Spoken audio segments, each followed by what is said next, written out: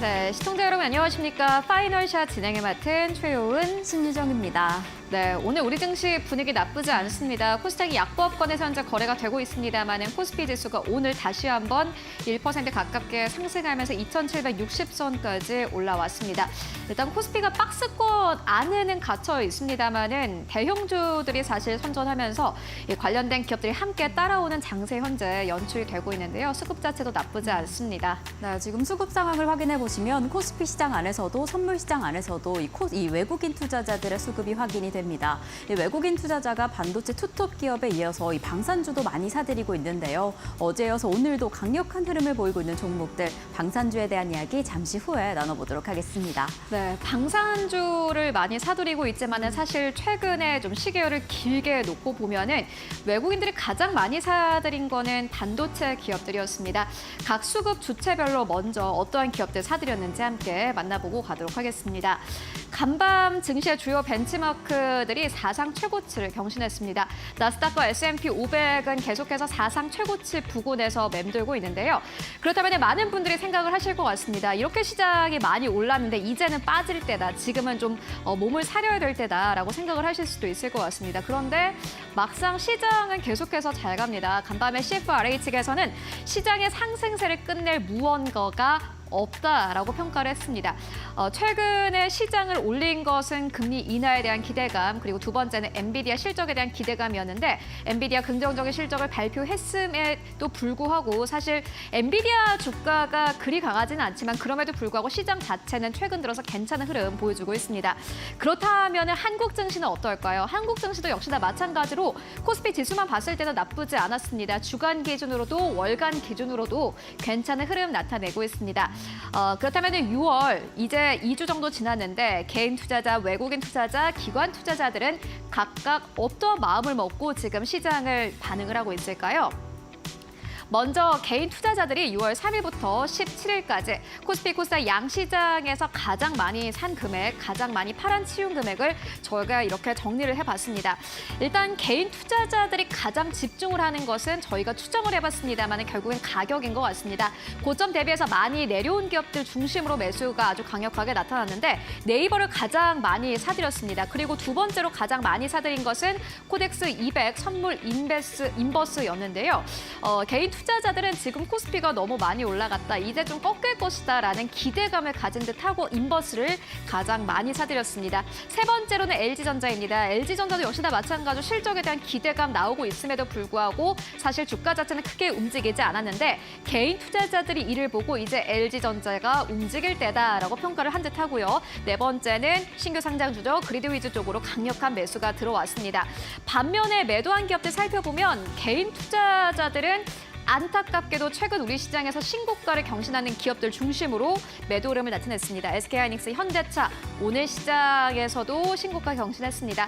SK하이닉스는 이제 23만 원대를 뚫어냈고요. 현대차도 역시나 마찬가지로 29만 원대를 뚫어낸 상황입니다. 모두 다 오늘 신고가 경신했는데 개인 투자자들은 지난 2주 동안 SK하이닉스, 현대차 가장 많이 팔아치웠고요. 삼성전자도 역시나 마찬가지로 가장 많이 팔아치운 첫 번째 종목이었습니다.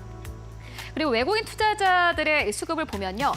정말 놀랍게도 결국엔 한국 증시는 외국인 투자자들의 수급을 따라가고 있다라는 게 느껴지는 게 삼성전자, SK하이닉스 오늘 시장에서 강력한 흐름 보여주는데 지난 2주 동안 외국인 투자자들의 꾸준한 매수가 있었습니다. 삼성전자도 역시나 마찬가지로 오늘 시장에서 다시 한번 8만 원대를 뚫어냈고요. 세 번째는 기아입니다. 네 번째는 알테오젠인데 저희가 코스피 코스닥 시장을 합쳐서 이렇게 수급을 나열을 해봤더니 네 번째는 굉장히 의외로 알테오젠이 올라왔습니다. 결국에는 실적에 대한 기대감이 있는 기업들 중심으로 외국인 투자자들의 매수가 아주 강력하게 나왔는데 외국인 투자자들의 매수 흐름을 잘 살펴보면요.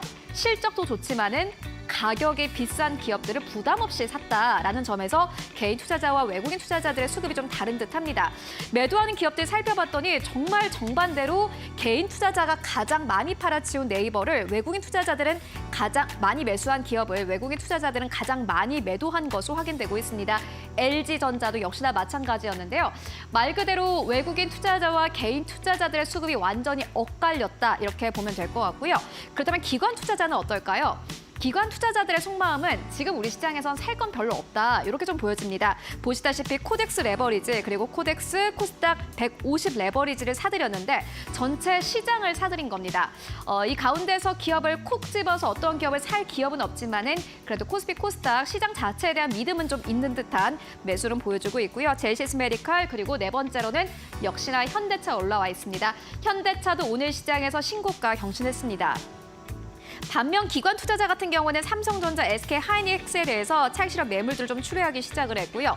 그리고 개인 투자자가 두 번째로 가장 많이 사들인 선물 인버스 같은 경우에는 오늘 기관 투자자들이 세 번째로 가장 많이 매도한 것으로 확인되고 있습니다.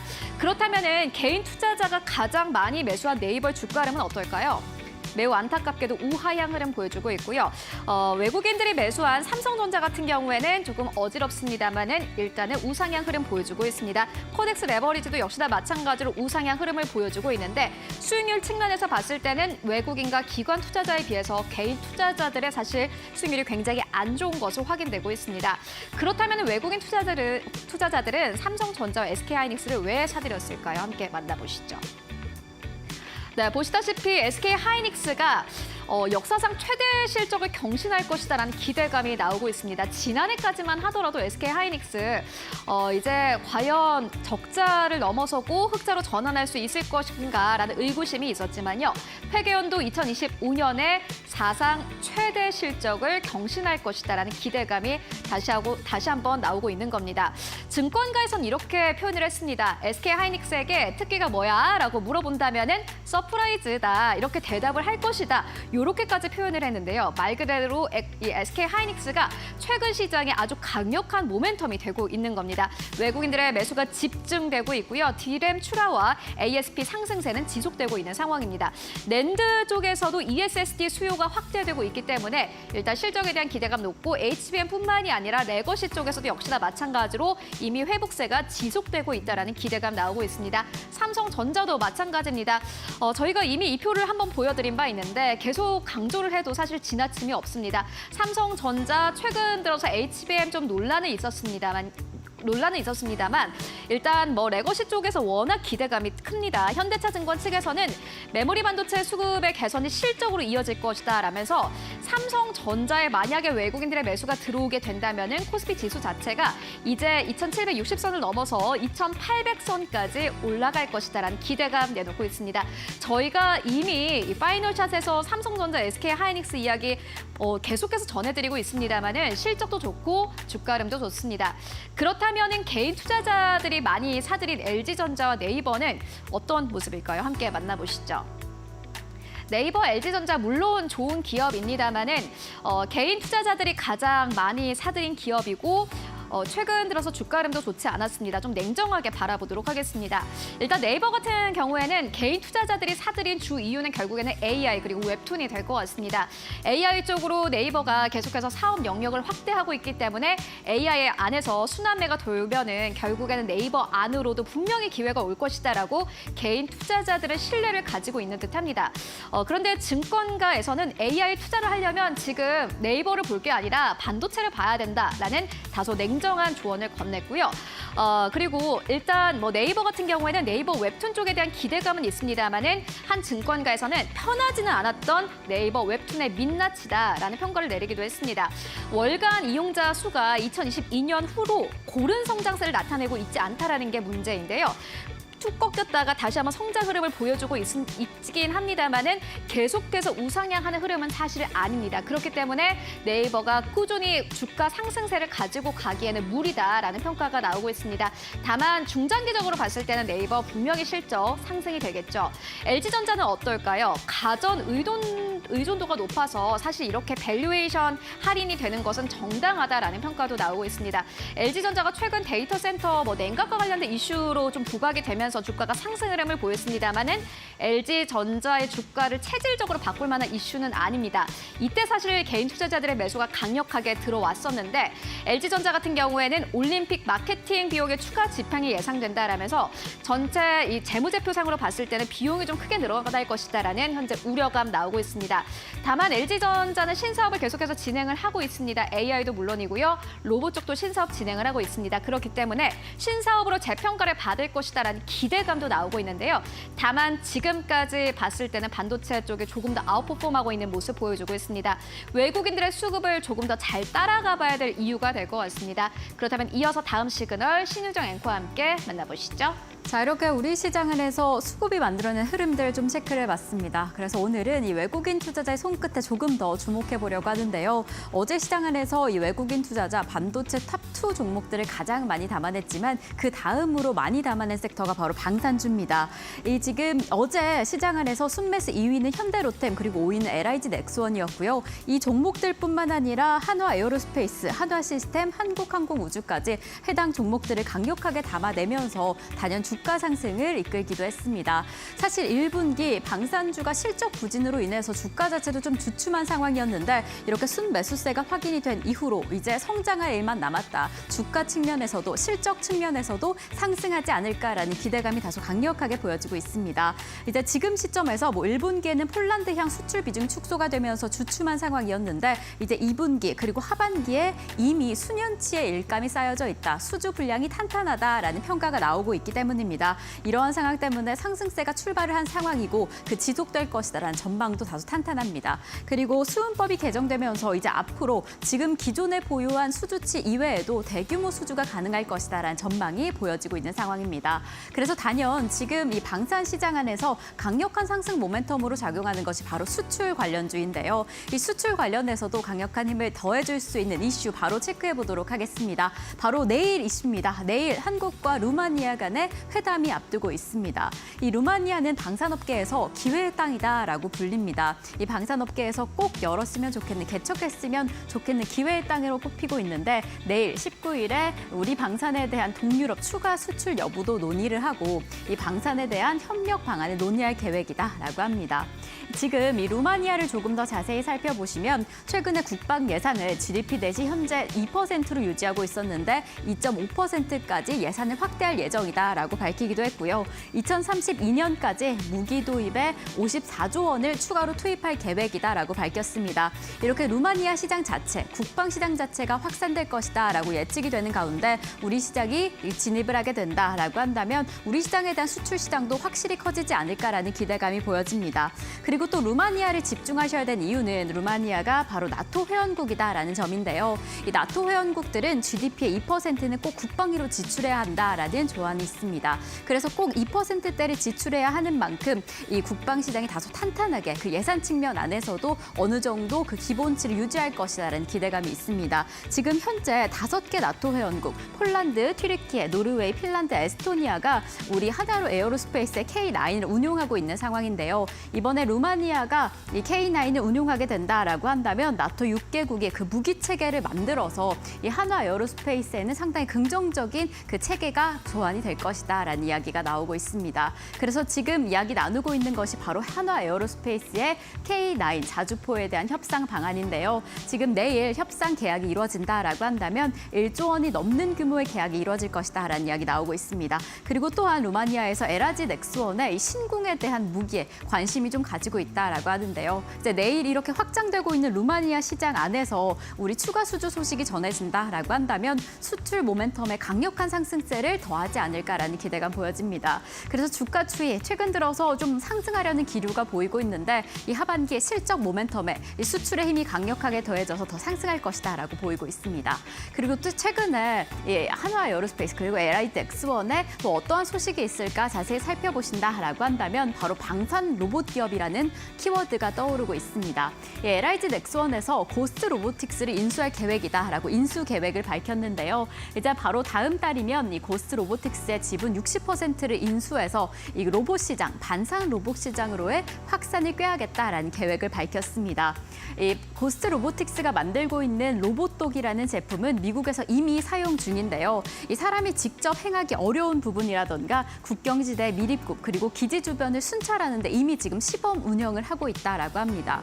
그리고 일본에서도 올해 초에 지진이 났을 때 이 구호 활동으로도 사용을 했고 이스라엘 전쟁에서도 수색이나 작전에 이미 투입된 경우가 있다라고 합니다. 그래서 지금 이 방산 시장 안에서 또 새로운 방향을 열어주지 않을까. 이를 우리 LIG 넥스원이 행한다라고 한다면 LIG 넥스원의 추가 상승 여력도 강력하지 않을까라고 보여집니다. 이렇게 시장이 확장되는 상황 안에서 추가 상승 여력이 이 실적 모멘텀에서 어떻게 보여질지 계속 주의 깊게 살펴보시면 좋을 것 같습니다. 네, 오늘도 저희와 2시간 함께 하시면서 현명한 마감 전략 세워보시기 바랍니다. 네, 그럼 오늘의 파이널샷 출발합니다.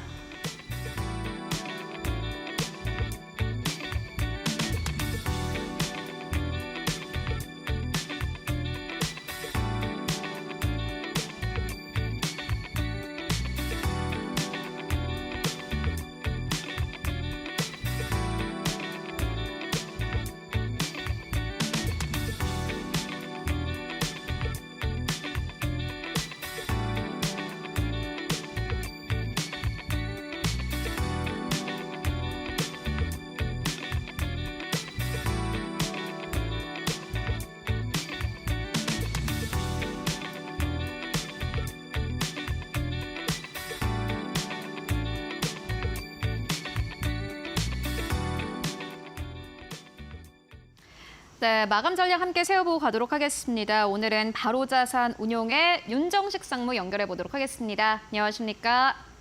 네, 안녕하세요. 네, 상무님 오늘 시장 상황 어떻게 보고 계십니까? 네, 사실 시장이 코스피를 놓고 보면 상승을 하고는 있는데, 조금 예상했던 부분들을 좀 벗어나는 부분들, 그러니까 예상한 대로 가는 부분과 좀 벗어난 부분들이 있는데, 예상한 대로 가는 부분은 삼성전자와 SK 하이닉스가 올라가는 부분 예상을 할 수 있죠. 미국 시장에서 반도체 관련된 분위기들 좋았기 때문에 올라가는 부분. 그리고 또 한 가지는 이 현대차와 기아가 상승하는 것. 어제도 분위기가 좋았기 때문에 현대차와 기아 상승해서 올라가는 부분. 이 부분은 예상을 할 수가 있었는데 예상보다 조금 다르게 흘러가는 부분도 있죠. 좀 생각을 해보면 삼성전자와 현대차, 기아를 빼고 다른 종목들 힘이 좀 많이 빠집니다. 오후장 들어서 힘이 점점 좀 빠져간다라는 게 예상보다는 좀 다른 부분들. 그러니까 기관의 매도가 사실은 깊어지고 있죠. 기관이 처음에는 좀 긍정적인 모습으로 시작을 했다가 점점 금액이 조금씩 떨어지고 있다는 점. 사실은 보합권에서 움직이고 있었거든요. 외국인 매수는 커졌는데 그러면 기관의 매수도 같이 올라갈 가능성이 높아 보였는데 기관의 매도가 한 1,000억 가까이 좀 나오면서 이 상승폭을 좀 줄여간 그런 모습들이 좀 있었고요. 그리고 코스닥으로 가보면 코스닥 같은 경우는 마이너스가 났습니다. 코스피가 지금 0.68% 정도 플러스가 났는데 코스닥은 마이너스 0.4% 좀 하락했다라는 점. 이 부분도 예상보다는 조금 다르죠. 지수가 좀 많이 떨어졌습니다. 장 초반보다. 이 부분 예상과는 좀 다른 부분들이 있는데 미국 시장은 나스닥이 1% 올랐습니다. 국내 시장도 좀 더 좋을 걸로 기대를 했고 또 예상을 할 수 있었는데 이 부분은 시장 대비해서 힘이 좀 떨어지는 모습. 외국인은 시장의 기대에 좀 부응하면서 매수를 해줬는데 기관은 좀 매도하는 모습들이 나왔다. 근데 매도 주체를 좀 살펴보면 투신 쪽에서의 이 펀드 물량들이 이 수급 주체 중에 가장 좀 많은 편이고요. 뭐 그 외에 수급 주체들도 대부분 좀 팔면서 뭐 기타 법인과 함께 매도하는 그런 모습들 보여주는데 기타 법인 쪽에서 뭐 삼성전자, SK 하이닉스 쪽으로 한 500억 정도 매도가 나왔기 때문에 기관의 매도가 사실 걱정할 정도는 아닙니다만 시장의 예상보다는 좀 더 많은 매도가 기관에서 좀 나왔고요.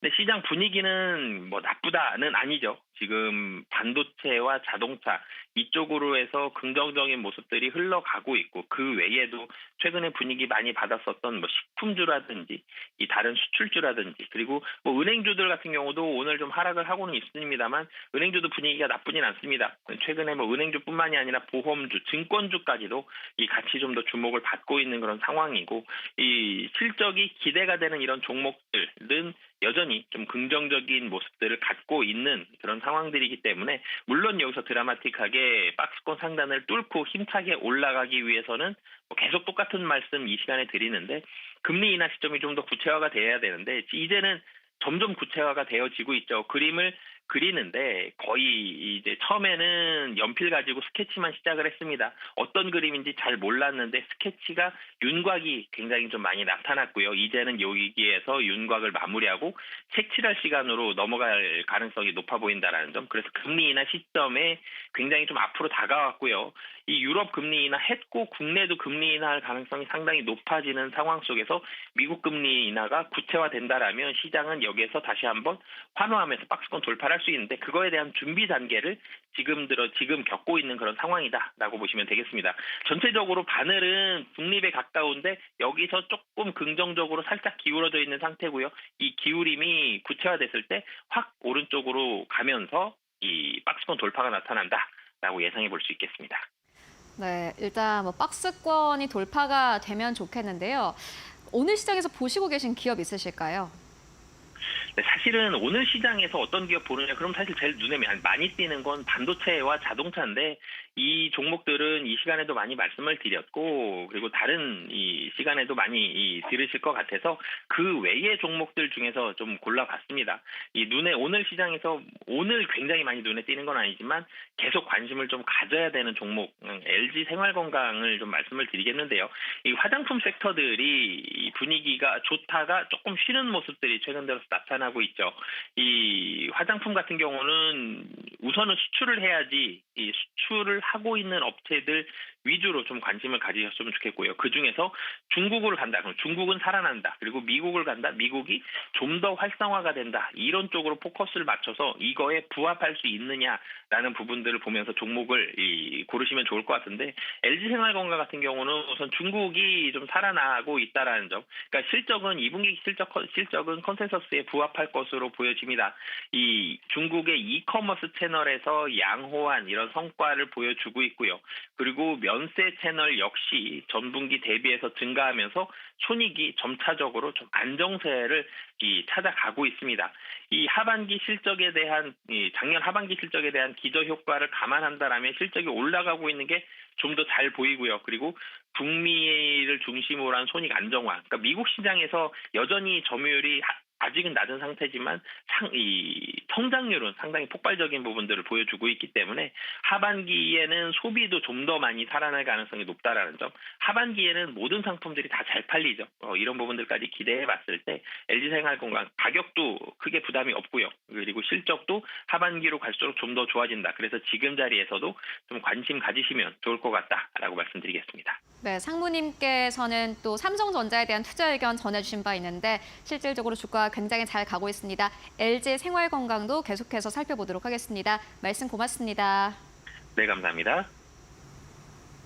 네, 6월 18일 화요일 시장입니다. 오늘은 또 어떤 수급적인 특징으로 우리 시장 흘러가고 있는지 수급 한마디 화면으로 먼저 만나보도록 하겠습니다.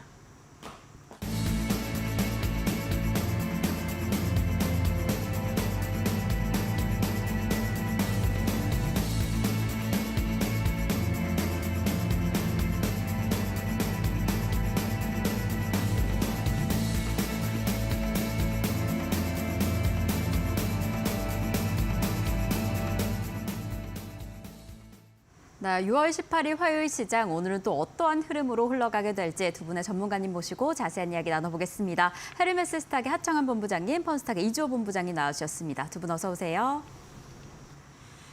네, 우리 양시장 지금 혼조세를 보이고 있는 화요일입니다. 양시장 모두 오늘 상승 출발을 했는데 지금 코스닥은 하락을 하고 있고 코스피 시장 안에서는 외국인 투자자가 담아내고 있습니다. 이 외국인 투자자가 담아내고 있는 와중에 실적 모멘텀에 집중해야 된다라는 본부장님의 이야기도 있었고 또 간밤에 글로벌 시장 안에서 또 훈풍이 계속해서 불어왔기 때문에 어떠한 수급적인 특징으로 이어지게 될지 이야기 나눠보면 좋을 것 같은데 본부장님은 지금 시장 좀 어떻게 보고 계실까요? 네, 저는 좋게 보고 있습니다.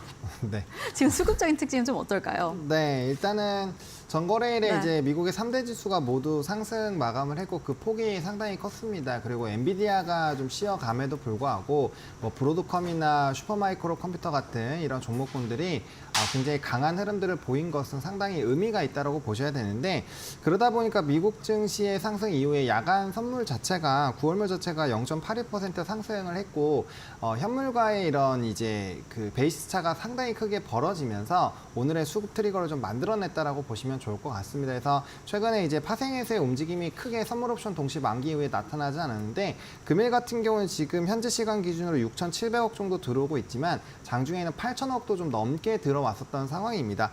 오늘 수급의 좀 특징적인 흐름은 보통 이렇게까지 수급에 외국인의 선물 수급에 들어오게 되면 기관에서의 이제 패시브 수급이 같이 따라오게 되는데 금일 같은 경우는 금융 투자 부분도 안 들어왔고 기관 쪽도 이제 매수가 아니거든요. 그렇기 때문에 기관이 지금 특정 부분에 조금 집중하고 있다라고 보시면 될 것 같고, 그렇게 본다라고 했을 때 최근에 이제 기관이 집중하고 있는 산업분들이 만약에 연속적으로 상승을 하고 있다면 그 부분에서 이제 의도적인 뭐 이제 차익들을 좀 만들어내면서 좀 숨고르기를 하고 있다라고 보시면 될 것 같습니다. 그래서 만약에 이제 다음 거래일까지 미국 증시가 좋아지고 다시 한번 선물의 강세 흐름들이 나타나게 됐을 때 기관이 좀 굉장히 강하게 들어올 수 있어서 오히려 좀 지수 상단을 뚫는 데는 더 큰 도움이 되지 않을까라고 보고 있는 상황이고요. 거래소에서는 외국인이 지금 5천억 정도 사주고 있는 부분에서 프로그램 비차익 순매수가 같이 따라오지는 못하고 있다는 점도 특징이고요. 코스닥은 좀 쉬어갈 수밖에 없습니다. 원래 빅선물에서의 이런 베이시스 차로 인해서 수급이 만들어질 때는 항상 이제 코스닥에서는 외국인과 기관의 수급 기조가 1,000억 이하로 만들어졌었던 과거 사례가 워낙 많이 있기 때문에 오늘 코스닥 같은 경우는 큰 수급에 대한 의미 부여를 하시기보다는 좀 대형주 위주의 굵직굵직한 그런 종목군들에서의 좀 수급 기조가 만들어졌다라고 이해를 해보시면 좋을 것 같습니다. 네, 오늘 시장 안에서 선물에서도 코스피 시장 안에서도 외국인이 좀 강력하게 담아내고 있습니다. 이럴 때 기관이 어디에 집중하고 있나, 이제 내일 시장 안에서 어디에 움직일지 그 부분에 조금 더 집중하시면 좋을 것 같고요. 본부장님은 지금 시장 좀 어떻게 보고 계실까요? 네, 지금 많은 분들이 이렇게 네. 생각하실 겁니다. 미국 증시는 계속적으로 신고가 맞아요. 경신을 하는데 네. 왜 도대체 국내 증시 이런 것이냐? 좀 가만히 생각해 보면요. 과거에 리먼 브라더스 사태 이후에 우리나라 같은 경우도 2010년부터 16년까지 거의 박스권에 갇혀서 있었습니다. 그때 가장 많이 올랐던 게 실적주들이거든요. 그렇기 때문에 그때 가장 많이 올랐던 게 현대차였고 지금도 현대차가 잘 가고 있죠. 그러다 보니까 저는 이제 뭐 당분간 시장이 좋다, 뭐 지수는 좋다 이렇게 말씀을 드릴 수는 있겠지만 문제는 소외감을 느끼는 개인 투자자분들이 많아질 것이다. 왜냐하면 중소형주에 투자하셨던 분들은 아니 왜 내 거는 안 가 이런 거거든요. 지금 그렇기 때문에 오히려 앞으로 지금 당분간은 계속적으로 실적이 잘 나오는, 지금 보시면 음식료, 화장품, 자동차 이런 기업들, 업종들 보시면요. 전부 다 실적주들입니다. 그렇기 때문에 여기에 집중을 해서 특히나 최근에 이제 현대차가 인도에 IPO 하는 거랑 그다음에 애플이 이제 내년부터 인도 공장 이제 증설해서 돌리는 거랑 이러한 부분들. 그래서 실적이 잘 나올 수 있는 섹터군들을 미리 좀 눈여겨보시고 집중해 보시는 게 좋을 것 같다. 이렇게 말씀드리겠습니다. 네, 우리 이주호 본부장님께서 계속해서 실적에 대한 이야기해 주셨는데 이렇게 대응하기 쉽지 않은 시장일수록 실적에 대한 탄탄한 모멘텀이 있는 기업들에 집중해 보시면 좋을 것 같습니다. 자, 그럼 저희는 우선 최윤 앵커와 함께 지금 수급적인 특징을 보이는 종목은 어떻게 되는지 먼저 만나보도록 하겠습니다. 네, 먼저 외국인 투자자입니다. 오늘 외국인 투자자들은 삼성전자, SK하이닉스 계속해서 사들이고 있습니다. IT 투톱 기업들에 대한 외국인들의 매수는 이어집니다. 세 번째로는 기아, 네 번째로는 한화시스템, 다섯 번째로는 현대차 올라와 있습니다. 완성차 쪽도 외국인들 수급 계속해서 들어오고 있고요. 매도하는 기업들 살펴보면은 방산주 가장 처음으로 현재 이름 올리고 있습니다. 현대로템, 두 번째로는 우선주, 그리고 세 번째로는 삼양식품 올라와 있고요. 어제도 외국인들이 이 시간에 한미반도체를 팔아치웠는데 오늘 시장에서도 SK하이닉스는 사지만 한미반도체는 팝니다. 다섯 번째로는 셀트리온 올라와 있고요. 코스닥 안에서의 수급 흐름 함께 만나보시죠. 네, 오늘 코스닥 안에서는 에코프로 BM을 가장 많이 매수하고 있고요. 두 번째로는 실리콘2, 세 번째로는 삼천당제약, 그리고 외국인들이 가장 사랑하는 기업입니다. 알테오제 오늘도 올라와 있습니다. 다섯 번째로는 미코 올라와 있고요. 매도하는 기업들 살펴보면은 YC, 마녀공장, 대주전자재료, 신성델타테크, 흥구석유 올라와 있습니다. 기관 투자자들의 코스피 수급 함께 만나보시죠. 네, 기관 투자자들은 오늘 삼성전자를 가장 많이 매도하는 반면에 기아와 현대차를 가장 많이 매수하고 있습니다. 각각 매수하는 이유는 다르겠습니다만은 기관 투자자들은 계속해서 기업 밸류업 프로그램의 안에 속하는 기업들 꾸준히 매수하고 있습니다. 그리고 인도 IPO로 만약에 현대차가 자금을 확보하게 된다면은 그 돈으로 주주 환원 정책을 더 강력하게 펼 것이다라는 기대감 나오고 있고요. 세 번째로는 이수 페타시스, 네 번째로는 포스코 인터내셔널, 그리고 오늘 기관 투자자들은 현대로템을 사들이고 있습니다. 다만 기관 투자자들의 매도폭이 계속해서 커지고 있기 때문에 수급별 상황들은 계속해서 시간별로 좀 체크를 해보실 필요가 있을 것 같고요. 코스닥 안에서의 수급 흐름 함께 만나보시죠. 네, 오늘 코스닥 안에서는 테크윙을 가장 많이 매수하고 있고 대주전자재료, 기관 투자자들이 두 번째로 가장 많이 사들입니다. 외국인과 정반대 흐름, 그리고 세 번째로는 사피엔 반도체, 네 번째로는 알테오젠, 다섯 번째로는 PSK 올라와 있고요.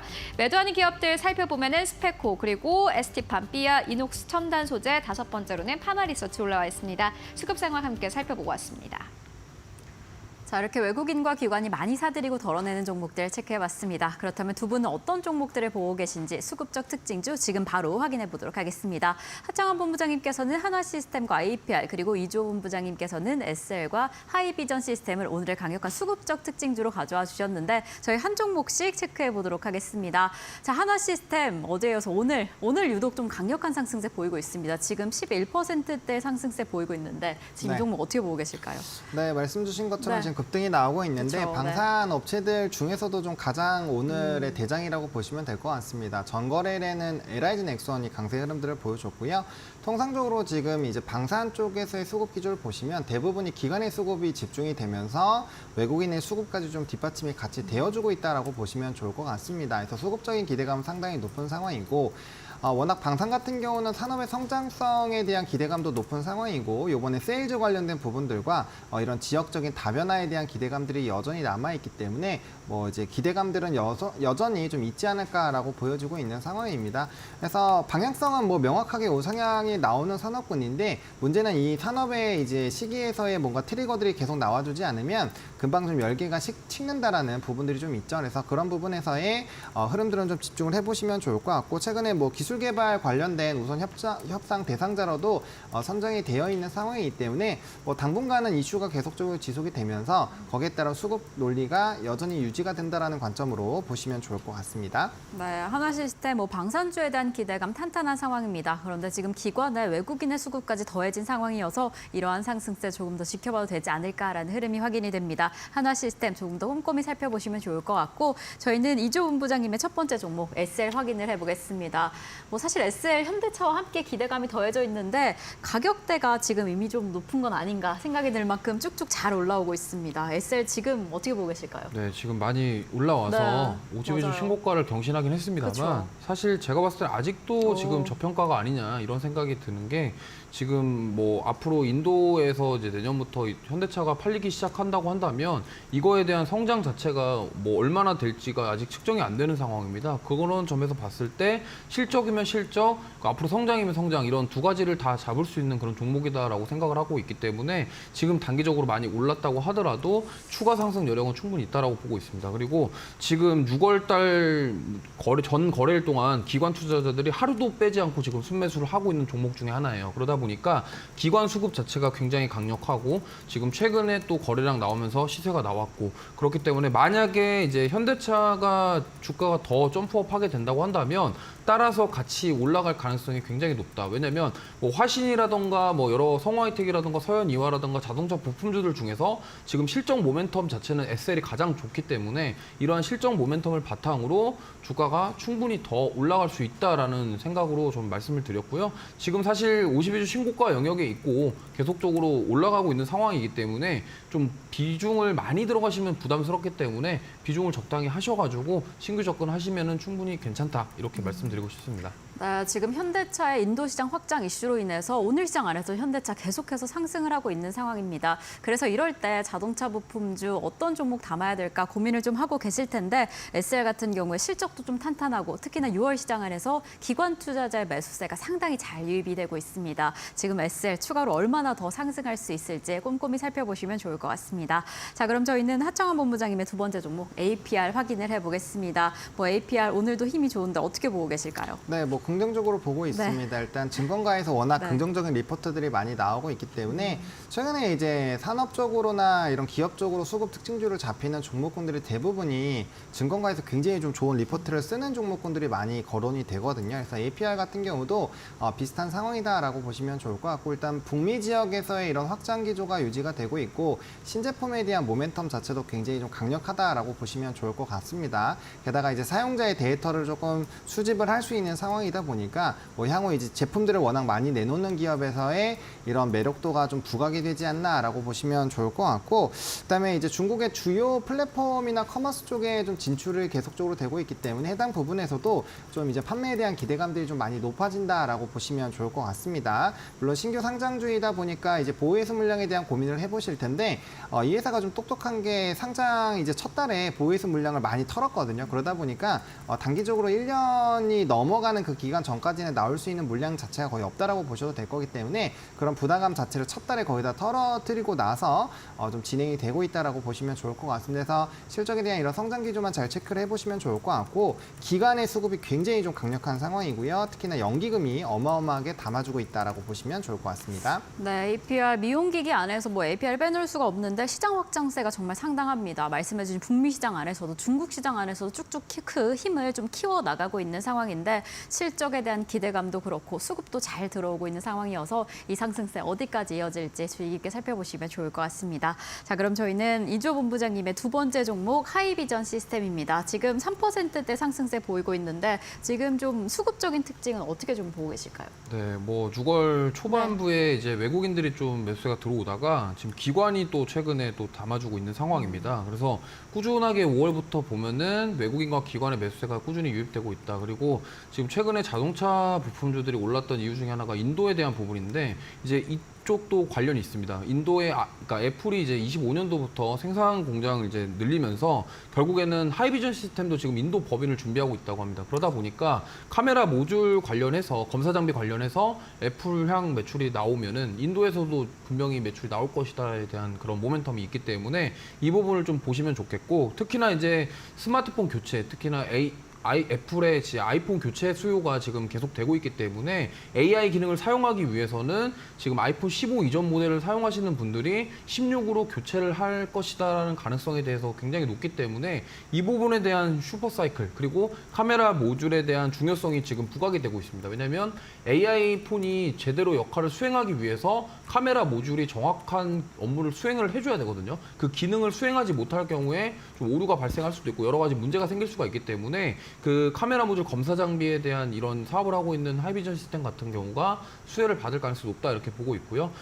사실 뭐 시가총액 대비해서 매출이나 영업이익 봤을 때 시가총액이 지금 3,000억대 후반인데 지금 매출이 3,800억 정도 되고요. 영업이익이 예상치가 600억 정도 됩니다. 그러니까 이 종목도 역시나 저평가다. 그러니까 시총 대비해서 지금 매출이라던가 영업이익, 그러니까 마진이라던가 이런 것들이 굉장히 높은 기업이기 때문에 실적 모멘텀을 가지고 꾸준하게 성장할 수 있을 가능성이 높다라는 점을 참고하셔서 보시면 좋겠고요. 사실 정고점 돌파가 나올 경우에 추가로 상승해서 뭐 좀 한번 강하게 올라가 준다고 한다면 3만 원까지도 한번 단기간에 노려볼 수 있는 그런 종목이다라는 점 참고하시면서 지금도 신규 관점으로 접근 가능하다 이렇게 알고 계시면 좋을 것 같습니다. 네, 하이비전 시스템 성장에 대한 재료가 좀 풍부해 보입니다. 인도 시장에 대한 기대감도 보이고 아이폰에 대한 상승 동력도 힘을 더해주지 않을까라는 기대감이 있는데요. 지금 무엇보다 가격적으로 이 전고점 돌파를 앞두고 있는 상황이어서 어떻게 좀 뚫고 흘러가게 될지 상승세 쭉쭉 이어가게 될지 살펴보시면 좋을 것 같습니다.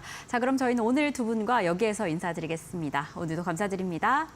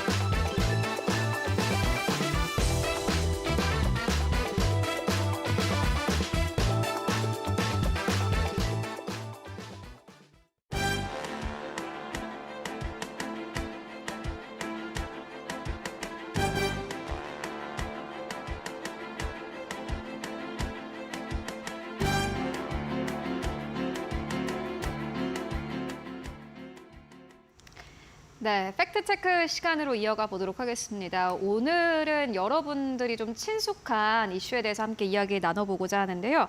이데일리 증권시장부의 최훈길 정책팀장 모셨습니다. 안녕하십니까? 네, 안녕하십니까?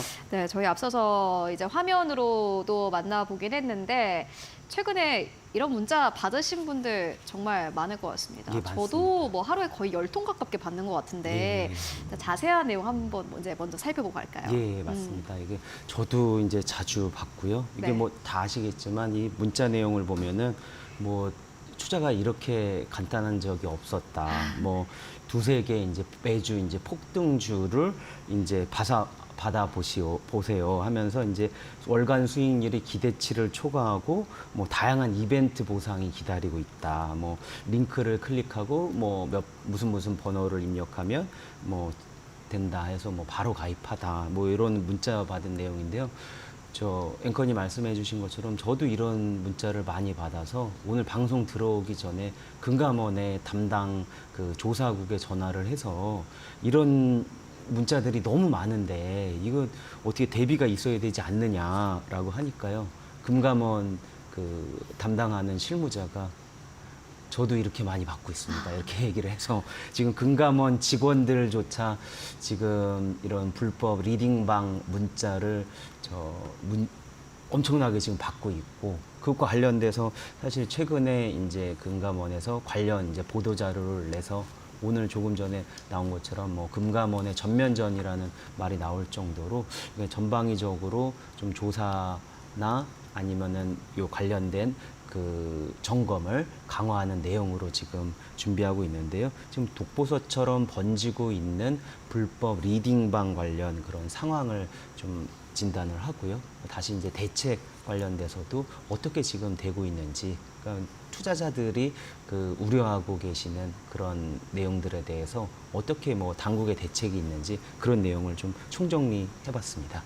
네, 알겠습니다. 저희 시청자분들도 아마 이런 문자들 뭐 많이 받으셨을 것 같습니다. 많이 오는 만큼 또 이제 피해자도 늘어날 것 같다라는 생각이 드는데 현재 상황은 그렇다면은 어느 정도로 심각합니까? 예, 사실 그 이런 문자들이 많이 오니까 실제적으로 얼마나 이제 피해를 입히는지 그걸 당국에 물어봤는데요.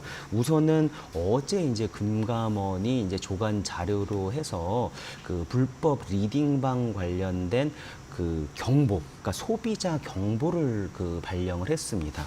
이제 여기서 소비자 경보의 등급은 주의 등급으로 이제 그 공표를 했는데요. 지금 그 등급, 소비자 경보의 등급은 세 가지가 있는데, 그러니까 주의가 있고요. 그리고 경고가 있고 위험이 있습니다. 그래서 이 불법 리딩만 관련돼서 이게 주의로 나온 거는 어느 정도냐라고 보니까 이게 정성적인 측정하고 정량적인 측정을 해서 이 등급을 금감원에서 정한다고 하는데요. 정량적인 그 수치로 우선 봤을 때는 주 10건 이상 민원이 연속적으로 들어오면서 그리고 피해자가 다수 발생하는 경우 일 경우에 주의 조치가 나온 상황이니까요. 이미 이제 주의라고 해가지고 주의하세요 해서 아직 뭐가 일어나지 않은 그런 상황이 아니라 이미 다수의 피해자가 발생한 상황이라고 합니다. 그리고 이제 정성적으로 보면은 그 주의 등급의 경우에는 앞으로 그 현재까지는 대규모 그 피해가 발생하지는 않았지만 앞으로는 그럴 가능성이 아주 있는 그런 경우에 주의 조치를 주의 조치를 한다고 하고요. 그 리딩방으로 그 수백만 원을 뭐 리딩 비용으로 주면서도 결국 그만큼 주가가 상승하기는커녕 그 투자하신 뭐 억대 단위로 투자하신 분들도 있을 텐데요. 투자금까지 다 잃어버리는 그런 경우도 잇따르고 있다고 합니다.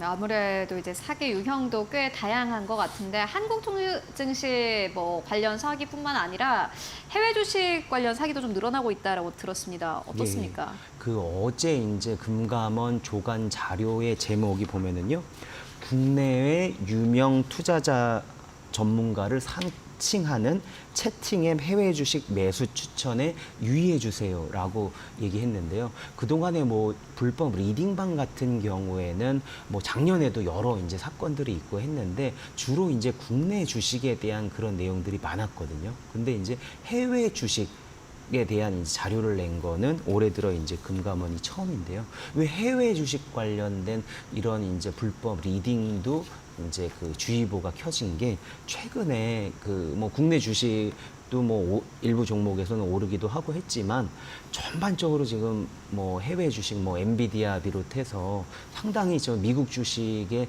장이 지금 상승세가 계속되고 있는 상황이잖아요. 그러다 보니까 해외 주식에 대한 어떤 문의나 직접적인 투자 뭐 그런 어떤 계좌 수가 점점점 이제 늘어나는 상황인데 금감원이 이제 공개한 자료를 보면은요. 그 해외 주식 계좌가 그 2019년 5년 전에는 80만 계좌였는데요. 그러니까 작년 6월 말 기준으로 보면 850만 계좌로 2019년 대비 이미 10배 이상 증가를 했고요. 이 추세로 보면 만약 이제 최근 그 자료 올해 이제 아마 2분기 자료를 보면 이거보다 더 많이 증가해서 10배 넘게 해외 주식 계좌 수가 폭증했을 것으로 보입니다. 그러다 보니까 당연히 이 해외 주식에 대한 그 자금이나 그 관심이 높아지다 보니까 이 수요를 그 엉뚱하게 사기 쪽으로 뭐 편법, 불법 여러 가지 걸 동원을 해서 사기를 치는 그런 행각도 점점 늘어나고 있고요. 뭐 간략하게 뭐 행각을 보면 뭐 유명 투자자들이 이런 조언을 해가지고 뭐 했으니까 한번 투자를 해봐라. 아니면 카카오톡 단체 그 대화방에 좀 유인을 시킨 다음에 거기서 좀 투자를 유인하고 그러다가 이제 주가가 폭락을 하면 뭐 채팅방을 폐쇄해서 이제 달아나고 뭐 그런 건데 이런 좀 그 악순환의 이제 그 사기 행각이 계속되고 있어가지고요. 금감원이 관련 그 소비자 경보까지 발령했다고 합니다.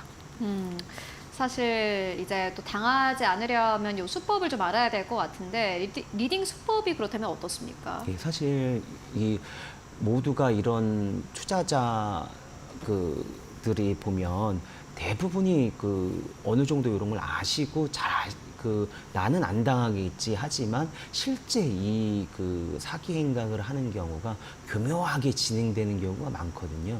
요번에 이제 금감원이 공개한 한 수법을 보면 한 5가지 정도로 이런 수법이 있는데 이런 좀 그 정황이 나타나면 의심을 하시거나 아니면 좀 신고를 하시거나 그러니까 투자금을 보내기보다는 그런 이제 한 번 더 필터링을 하는 그런 과정이 필요할 것 같은데요. 우선은 뭐 5가지 정황 중에 하나 보면은 뭐 개인 투자자가 유튜브나 어디 관련된 뭐 SNS에 이제 상담 요청을 하면 핸드폰 연락처를 이제 남겨달라고 하고 카카오톡으로 이제 개별 연락을 한다고 하고요. 그 두 번째로는 뭐 이거 투자 어떤 그 손실을 만회할 기회고 그 국내 유명 이제 투자 전문가들과 함께 이제 공부를 하면서 이게 그 높은 수익률을 장담할 수 있다. 이렇게 홍보를 하고요.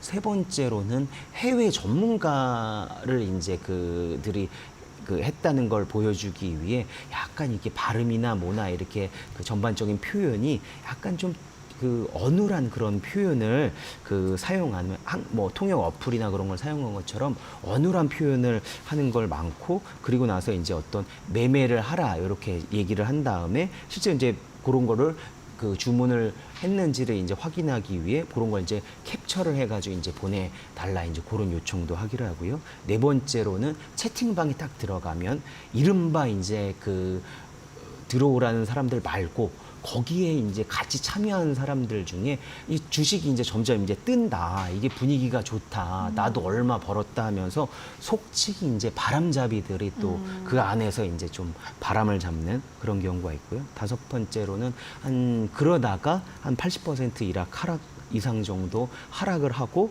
또 주가 하락에 대해서는 이게 그 투자하신 분이 왜 이렇게 됐냐, 뭐가 문제냐라고 하면 이건 공매도 때문이다.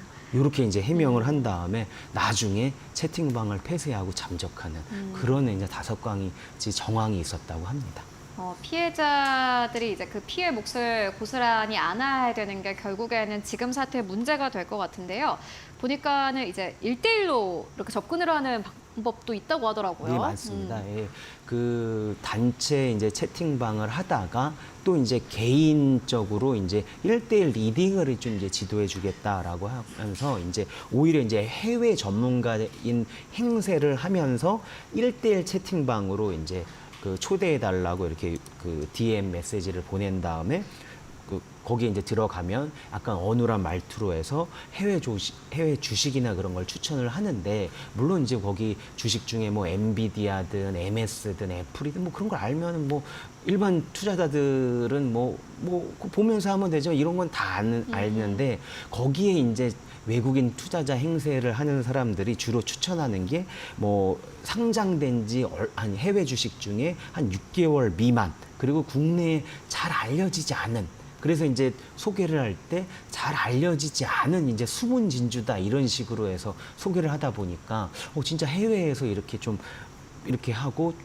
처음에는 좀 어느 정도 좀 수익도 오르게 좀 맛보게 해주니까 초반에는 얼마 정도를 투자하다가 조금씩 이제 눈덩이처럼 이제 커지면서 이게 좀 피해를 보는 그런 얘기가 많고요. 그리고 이제 대야방을 개설한 다음에 한 1회에서 4회 정도, 한 그 정도 이제 그 수익을 보게 해주고 어느 정도 좀 친민감을 형성하면서 이제 경계심이나 긴장감을 늦춘 다음에 그 다음에 이제 좀 더 많이 이제 리딩비를 요청을 해서 리딩비를 받거나 아니면 더 많이 이제 투자금을 좀 보내라고 해가지고 그걸 또 이제 사실 뭐 갈취죠, 갈취. 그런 행각을 좀 벌이고 잠적을 하거나, 그리고 해외에 사실 뭐 텔레그램이나 그런 것들은 추적을 할 수도 없기 때문에 사실 그런 식으로 이제 잠적을 해버리고 아니면 강퇴를 시키면 이제 투자자 입장에서는 고스란히 피해만 입는 그런 1대1 그 채팅방 그런 문제도 요번에 적발이 됐다고 합니다.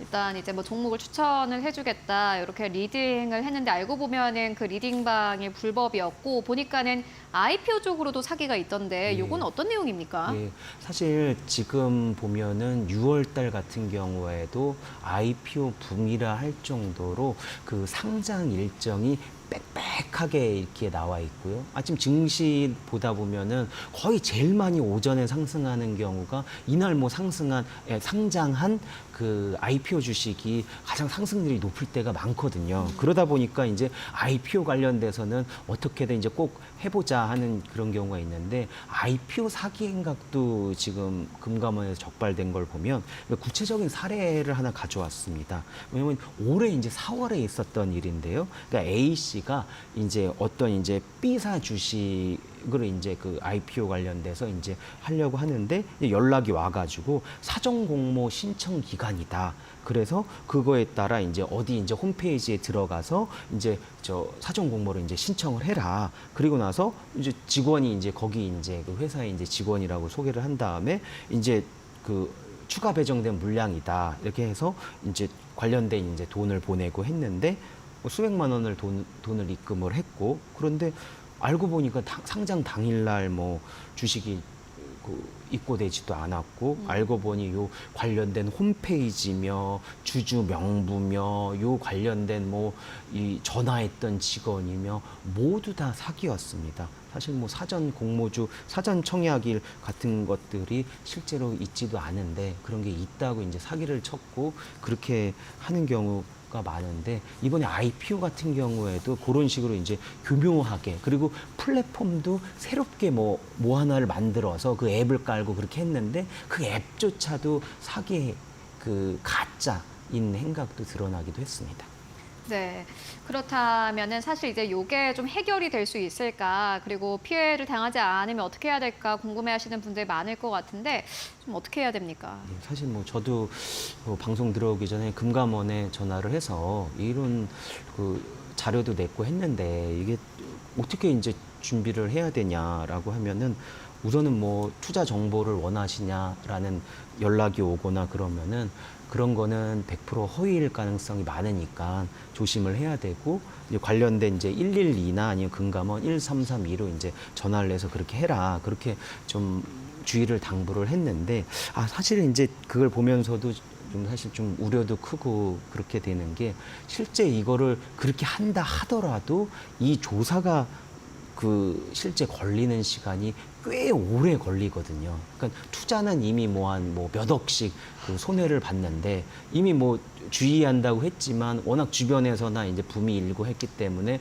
조금 더 태우다 보니까 이 어느 순간에 이게 그 수백에서 수천에 이제 뭐 억대 단위로 피해를 입은 상황에서는 요런 이제 주의를 하라는 게 신고를 하라는 게 얼마나 좀 이게 납득이 되거나 좀 도움이 될지 그게 좀 의문이었고요. 그래서 금감원 쪽에 뭐 다른 대책은 없는지 그런 걸 좀 물어보니까 실제적으로는 가장 걱정이 이걸 신고한다 하더라도 제가 오늘 만약에 2억 원을 해가지고 손해를 입었다 하더라도 당장 이게 내년이든 내후년까지 내가 이 그 피해금을 받으려고 하면 조사나 수사나 그런 것들이 이루어져야 되는데 조사하는 시간에만 1년이 넘습니다. 그러다 보니까 사실 실제로 피해금을 받는 거는 거의 어려워서 좀 사실 뭐 우려하는 목소리가 좀 상당히 큰 상황입니다.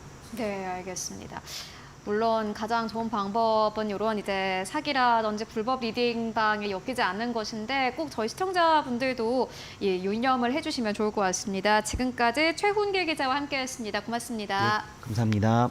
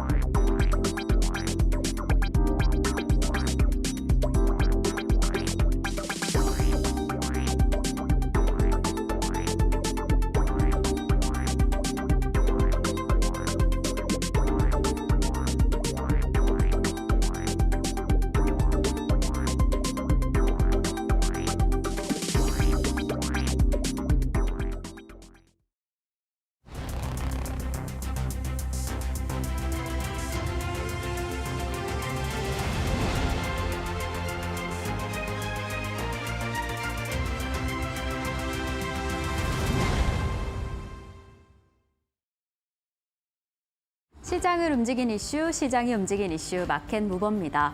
지금 대한항공과 아시아나의 합병 이슈 어느 단계에 있는 걸까요?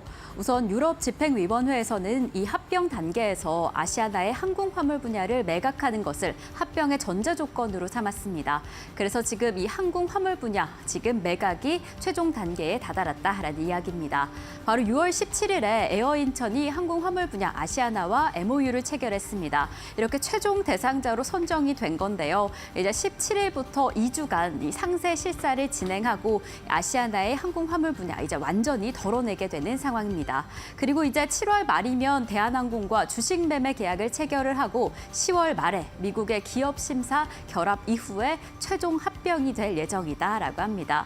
지금 이 단계에서 가장 골칫거리 중 하나였던 항공화물 분야 해결이 된 겁니다. 이를 두고 이 에어인천, 이 새우가 고래를 삼켰다라는 평가가 나오고 있습니다. 에어인천은 항공화물 전문 기업인데요. 4개의 항공기를 보유하고 지난해 매출액은 707억 원이었습니다. 이에 비해서 아시아나는 그 규모가 상당했습니다. 우선 국내 2위의 항공화물 시장 점유율을 가지고 있었습니다. 19.4%로 20%인 대한항공 그 뒤를 잇는 상황이었는데 매출액 역시나 1.6조 원 상당한 양의 매출을 내고 있는 상황이었죠. 그런데 에어인천이 아시아나를 합병하게 되면서 바로 이렇게 국내 2위의 항공화물 사업자로 등극을 했습니다. 이렇게 지금 상황으로는 인수 작업이 1조 5천억에서 1조 7조 원이 될 것이다 라고 예상이 되고 있고요. 운행 예정인 항공기는 총 11대로 보이고 있습니다. 지금 이러한 상황, 엄청난 양의 변화가 일어난 상황인데요. 이렇게 MOU 체결 이후에 그 시장은 어떻게 변할지, 어떤 결과를 냈을지 확인을 해보도록 하겠습니다. 우선 이 대한항공과 아시아나 합병의 전제 조건이었던 만큼 이 항공화물 분야가 해결이 된 이후에 청신호가 켜졌다라는 이야기가 나오고 있습니다. 이제 몇 단계 남지 않은 상황입니다. 합병까지 어떤 결과가 계속해서 이어지게 될지 좀 체크해 보시는 게 좋을 것 같고요. 그리고 무엇보다 전반적인 항공 화물 분야의 시장을 살펴본다라고 한다면 이 효율성이 극대화된 상황이다라고 합니다. 이 에어인천이 가지고 있던 특징은 동남아나 중국, 일본 화물을 실어 나르는데 장점이 있는 상황이었고 아시아나는 대규모로 미국이나 유럽 이동하는데 효율적인 노선을 가지고 있었는데 이런 에어인천과 아시아나가 합쳐지면서 정말 글로벌 시장 안에서 탑재율을 크게 높이고 운수권 안에서 효율성을 극대화시킨 상황이다라는 이야기 나오고 있습니다. 이에 반면에 또 LCC 시장 안에서 LCC 항공화물 시장 안에서의 경쟁은 치열할 것이다라고 보여지고 있습니다. 지금 우선 지금 LCC 분야 원래 1위였던 제주항공 그리고 이 합병 인수전에 참여를 했던 에어프리미아와 이스타항공 안에서는 가격 경쟁으로 좀 치열한 시간을 겪을 것이다라고 보여지고 있는데요. 아무래도 에어인천이 좀 큰 규모의 이 자금 회수의 상황이 필요해졌기 때문에 아마 공격적으로 가격 경쟁을 펼칠 것이다라는 전망이 보이고 있습니다. 아무래도 높아진 가격은 이 항공사에서 그 비용으로 부담할 전망으로 보여지는 상황이어서 이러한 가격 경쟁이 각 LCC 업체들의 어떠한 전략으로 좀 풀어나가게 될지 어떠한 방향성으로 이어지게 될지 좀 관심 있게 살펴보시는 게 중요할 것 같습니다. 네, 이어서 오늘 시장에서 움직이고 있는 기업들 하나하나 살펴보고 가도록 하겠습니다. 주식회사 플래저의 김덕호 대표, 프레스티지 경영전략연구소의 반종민 소장 모셨습니다. 안녕하십니까? 네, 먼저 김덕호 대표님께서 가지고 오신 한화 시스템부터 보고 가도록 하겠습니다. 이 기업이 가지고 있는 이슈는 뭐고 앞으로 주가는 어떻게 보고 계시는지 궁금합니다. 일단 하나그룹이 이번에 이제 17일 그러니까 유로 사토리에 참전을 하게 되면서 뭐 천무를 비롯한 각종 무기 시스템, 무기와 그리고 이제 통합 전장관 시스템까지도 소개를 지금 진행을 하고 있는데 일단 하나 시스템이 오늘 이제 외국인 수급이 굉장히 탄탄하게 진행이 되고 있습니다. 이 부분은 이제 아무래도 아까 잠깐 언급드렸던 이 통합 전장관 시스템, 그러니까 IVS를 이제 공개를 하게 되면서 여기 좀 주목을 받았던 것 같은데 이게 이제 우리가 과거에 이제 사격 통제 시스템이라고 얘기를 했던 이 체계로부터 이제 계속 꾸준하게 발전이 되오면서 지금 이제 우리가 알고 있는 뭐 레드백 장갑차라든가 K9 장갑차 그리고 지금 이번에 폴란드에 수출하는 K2 전차에 탑재가 될 것으로 지금 전망이 되고 있습니다. 그러니까 사실 이제 지상전 체계에서 이제 두뇌의 역할을 해주다 보니까 이 시스템을 계속 이제 만들고 있는 게 이 하나 시스템이었는데 뭐 1분기 실적 발표 때도 사실은 이제 방산 중에서도 이 통제 시스템과 관련된 부분들 그리고 ICT 매출 부분들이 탄탄하게 나오면서 실적을 견인했던 만큼 오히려 하나 시스템의 입장에서는 이번 이 시스템 소개가 사실 상당 부분 매출을 견인할 것으로 좀 기대가 되고 있습니다. 뭐 아시겠습니다만은 뭐 이제 하나 시스템이 뭐 방산 쪽이라고 한다면은 우리가 잘 알고 있는 이런 통제 시스템 쪽이라고 보시면 될 것 같고요. 여기에 이제 지난 5월 우주항공청 개청 이후에 또 주목을 받을 수 있는 부분들은 자체 SAR 위성을 또 발사를 했던 것이 또 부각이 되고 있는데 앞으로 이제 우리가 하나 시스템을 좀 주목을 했을 때 지금 시장에서는 아무래도 이 방산 시장에서의 좀 공략점을 좀 주목을 하고 있고 특히 또 최근에는 신원식 국방부 장관께서 또 이제 루마니아에 방문을 해서 또 이제 빅딜을 또 주시하고 있는 모습이기 때문에 일단 방산 섹터 같은 경우에는 단기적인 변동은 좀 충분히 유동이 있다라고 보고 있습니다. 대신 이제 좀 조심하셔야 될 건 뭐냐면은 이 루마니아와 폴란드의 특징은 우크라이나와 이제 접경 국가입니다. 그러니까 전쟁의 확산에 대해서 우려를 가장 먼저 하고 있는 국가 중 하나가 바로 이 접경 국가들이다 보니까 사실은 이제 우리나라 수출들이 당장 빠르게 될 수 있는 부분들은 이런 루마니아 같은 국가들에게 좀 현재적으로 접근 가능성이 크고요. 오히려 이제 서방을 이제 대표적으로 얘기를 하는 우리가 뭐 독일이라든가 프랑스 같은 경우에는 우리나라 기업들이 이제 진출을 하는 데 있어서 일단 마크롱 대통령이 상당 부분 진입 장벽을 세우려고 하고 있습니다. 그러니까 유럽에 있는 유럽에 있는 국가들은 유럽에 있는 방산 제품을 사용하자라는 식으로 슬로건을 내세우면서 프랑스제 군수 제품들을 계속 이제 납품할 것을 지금 톡촉을 하고 있기 때문에 이 하나 시스템을 비롯해서 우리가 접근을 하실 때는 일단 이 방산 시장의 변보 영상들도 당연히 양상들도 보셔야겠지만 일단 오늘 시장에서 이렇게 반짝 반응을 해준 이 하나 시스템의 입장에서 또 투자자분들이 또 좋은 수익을 만드셨으면 좋겠습니다.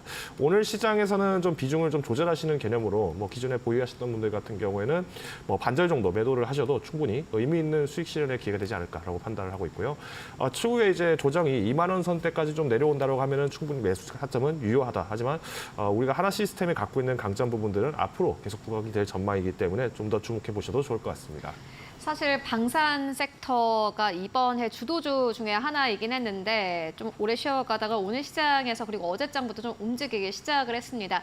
순환매적인 측면일까요? 뭐 방산주가 좀 올라오고 있는데 김덕호 대표님께서는 하나시스템 오늘 시장에서 차익 실현을 할 수 있는 기회로 삼고 만약에 지금보다 조금 더 조정이 온다면은 그때 다시 매수하자라는 의견 전해주셨습니다.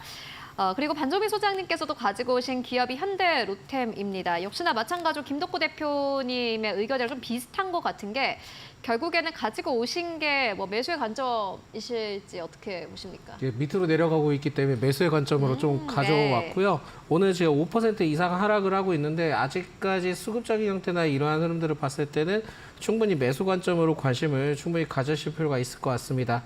특히 이제 뭐 전에 이슈가 좀 있었죠. 그러니까 우즈벡 철도공사 간에 이제 고속철 공급 계약을 체결을 했는데 이게 지금 이 동사가 KTX를 첫 수출하는 걸로 좀 알려져 있다 보니까 기대감이 좀 상당한 것 같습니다. 그런데 저는 여기에서 좀 살펴보셔야 될 게 뭐냐면은 그 수은 그러니까 한국수출입은행이 있는데 여기에서 관리하고 있는 대외경제협력기금이 있습니다. 이걸 통해서 우즈벡에 돈을 빌려줘가지고 하는 거기 때문에 예, 약간은 좀 아쉬운 부분들은 있기는 하지만 대체적으로 좀 방산의 경우에는 수은을 통해서 이렇게 좀 진행하는 것이 있다 보니까 좀 어느 정도의 그 흐름들이다라고만 체크하시면 좋을 것 같고요. 이번에 이렇게 교두보를 이렇게 좀 어느 정도의 발판을 마련해서 앞으로 이제 모로코나 그런 쪽에도 이제 확대할 가능성이 매우 높다 보니까 이번에 시기로 이제 앞으로는 KTX 쪽에 대한 그 수주가 좀 더 나올 가능성이 있지 않을까라고 보고 있습니다. 그래서 지금은 뭐 기본적으로는 이 기업에 대해서는 철도와 관련된 모멘텀이 붙기는 했지만 통상적으로 이제 그 방산과 관련된 모멘텀이 같이 작용이 되어 있습니다. 그런데 이 방산과 철도와 같이 모멘텀이 있는데 방산 쪽에서도 지금은 좀 폴란드와 관련된 이슈가 좀 있거든요. 그렇다 보니까 이 이슈가 좀 어느 정도 해결이 된다 하면은 동사의 경우에는 굉장히 좀 주가가 많이 올라갈 수 있다는 점도 체크를 하셔야 될 것 같고요. 그리고 작년 11월 때 우크라이나와 MOU 좀 체결을 했던 이력이 있는데 역시나 MOU는 MOU고 그 내용들이 좀 그 우크라이나와 러시아 간의 전쟁이 좀 끝나야지만 또 철도 쪽에 모멘텀이 또 붙기 때문에 이 점을 좀 장기적으로 이용을 해보시는 게 좋지 않을까라는 말씀드립니다. 그리고 미국과 이집트에서도 그 공급 계약을 좀 체결을 했던 이력이 있다 보니까 대체적으로 방산과 관련된 섹터를 봤을 때는 빅텍, 퍼스텍 이런 쪽 말고 LIG 넥스원이든 하나 에어로스페이스든 그러한 기업들은 많이 올라갔지만 상대적으로 현대로템이 아직까지 많이 부각을 못 받았던 점을 봤을 때는 이제는 좀 움직일 때가 되지 않았나라는 말씀을 드리겠고요. 외국인 투자자가 올해 1월부터 꾸준히 순매수의 유입이 계속되고 있습니다. 그리고 전 거래 때도 외국인과 기관의 매수세가 동반으로 들어와 주는 점을 봤을 때는 오늘의 그 하락이 오히려 매수 관점으로 주요한 포인트가 되지 않을까라는 말씀 드리겠습니다. 정말 현대로템이 외국인 수급이 많이 붙고 있네요. 보니까 주가가 좀 꽤 올라온 상황 속에서 오늘 시장에서 조정이 나오고 있습니다만 반조민 소장님께서는 지금도 매수 괜찮다라는 의견 전해주셨습니다. 일단 방산주는 좀 계속해서 포트폴리오에 두시고 관심을 가져봐야 될 것 같다라는 생각 들고요. 이어서 세 번째 기업 만나보도록 하겠습니다. 김덕호 대표님께서 가지고 오셨습니다. Y랩 가지고 오셨는데 이 기업 같은 경우에는 오늘 시장에서 12%의 급락세 14,910원대에서 거래가 되고 있고 그래도 기관 수급은 괜찮네요. 어떻게 보십니까? 일단 와이랩만 오늘 이제 하락 조정이 나온 게 아니라 뭐 MBT라던가 그리고 이제 미스터블루. 그러니까 우리가 그동안에 네이버 웹툰 쪽에 이제 주목을 많이 했던 테마성으로 움직인 종목들이 지금 대거 한 번에 지금 쌍거리로 다 내려가고 있다고 좀 말씀드릴 것 같은데 일단 그러니까 어제 미국 현지 기준으로 어제 그러니까 웹툰 엔터테인먼트가 지금 이제 증권 신고서를 지금 이제 제출을 하게 됐습니다. 그래서 지금 이제 현재 공모 희망 가격이 18달러에서 21달러로 지금 이제 제출을 한 걸로 확인이 됐고요. 여기 이제 만약 1,500만 주 보통주를 발행하게 되면은 최대 3억 1,500만 불, 그러니까 우리나라 돈으로 약 4,300억 정도의 자금 유통이 가능하다라는 이제 기대적인 이제 기대가 있다 보니까 지난 2주 정도, 그러니까 6월 3일부터 해서 네이버 웹툰의 상장 기대가 주목을 많이 받았던 것 같습니다. 다만 이제 오늘 좀 이렇게 매물이 나오는 것은 조금 차익 실현을 하고 있는 입장이다라고 저는 판단을 하고 있는데 흥미로운 사실은 이 웹툰주들 중에서 그래도 오히려 주가를 좀 탄탄하게 지키고 있는 회사는 또 DNC 미디어가 있습니다. 그러니까 사실 뭐 MBT는 좀 논외로 말씀을 드린다 하더라도 와이랩이나 미스터블루 같은 경우에 좀 약점이 DNC 미디어에 비했을 때는 적자폭이 좀 있다던가 아니면 이제 부채 비중이 좀 있다 보니까 여기서 조금 상대적으로 펀더멘탈적 안정성을 갖고 있는 게 DNC 미디어였다. 이렇게 좀 해석을 좀 할 수 있을 것 같고요. 오히려 그러면 우리가 이제 Y랩 같은 종목들을 지금 시점에서는 어떻게 바라봐야 되는가? 일단 우리가 단순 이평으로 봤을 때는 뭐 오늘 시장에서는 14,500원 정도에서 좀 거래를 마칠 가능성이 좀 있지 않을까라고 판단을 하고 있는데 일단 웹툰 같은 경우에는 지금부터 이제 상장 심사가 본격적으로 들어가면서 이제 국내 매출들에 대한 부분들이 이제 성장세를 좀 주목을 하고 있습니다. 아시겠습니다만은 이 웹툰 엔터테인먼트에 대한 지분은 이제 63%가 이제 사실은 네이버가 갖고 있기 때문에 뭐 라인 사태와 대비를 했을 때에 비하면은 그래도 오히려 타격은 좀 적을 거라고 보고 있고요. 다만 이제 우리가 지금 시점에서 우리가 단기적으로 좀 너무 급하게 접근하시기보다는 일단 신용잔고가 지난 6월 3일 이후부터 해서 조금 누적된 물량들이 아직 해소가 좀 채 되진 않았기 때문에 오늘 만약에 접근을 하신다 하더라도 일단 손절매를 기본적으로 13,000원 선까지는 잡고 접근을 하셔야 상대적으로 좀 탄탄한 주가를 잡을 수 있다라고 요약을 드리겠습니다. 그러면 대표님께서는 웹툰 관련주 가운데서는 Y랩이 최선호주입니까? 아닙니다. 저는 개인적으로 좀 DNC 미디어를 좀 주목을 하고 있고요. 이번에 이제 나운랩 신작 게임도 지금 이제 출시를 하게 되면서 사실 넷마블이 이제 유통을 하게 된 건 뭐 넷마블이라고 얘기를 하지만 여기에 대한 IP를 이제 활용해서 수익을 만들 수 있는 거는 네. 오히려 DNC 미디어가 훨씬 유리하다 보니까 일단 지금 변동성이 굉장히 심한 시장 속에서는 그래도 펀더멘탈이 상대적으로 탄탄한 이 DNC 미디어를 긍정적으로 판단하고 네, 있습니다. 알겠습니다.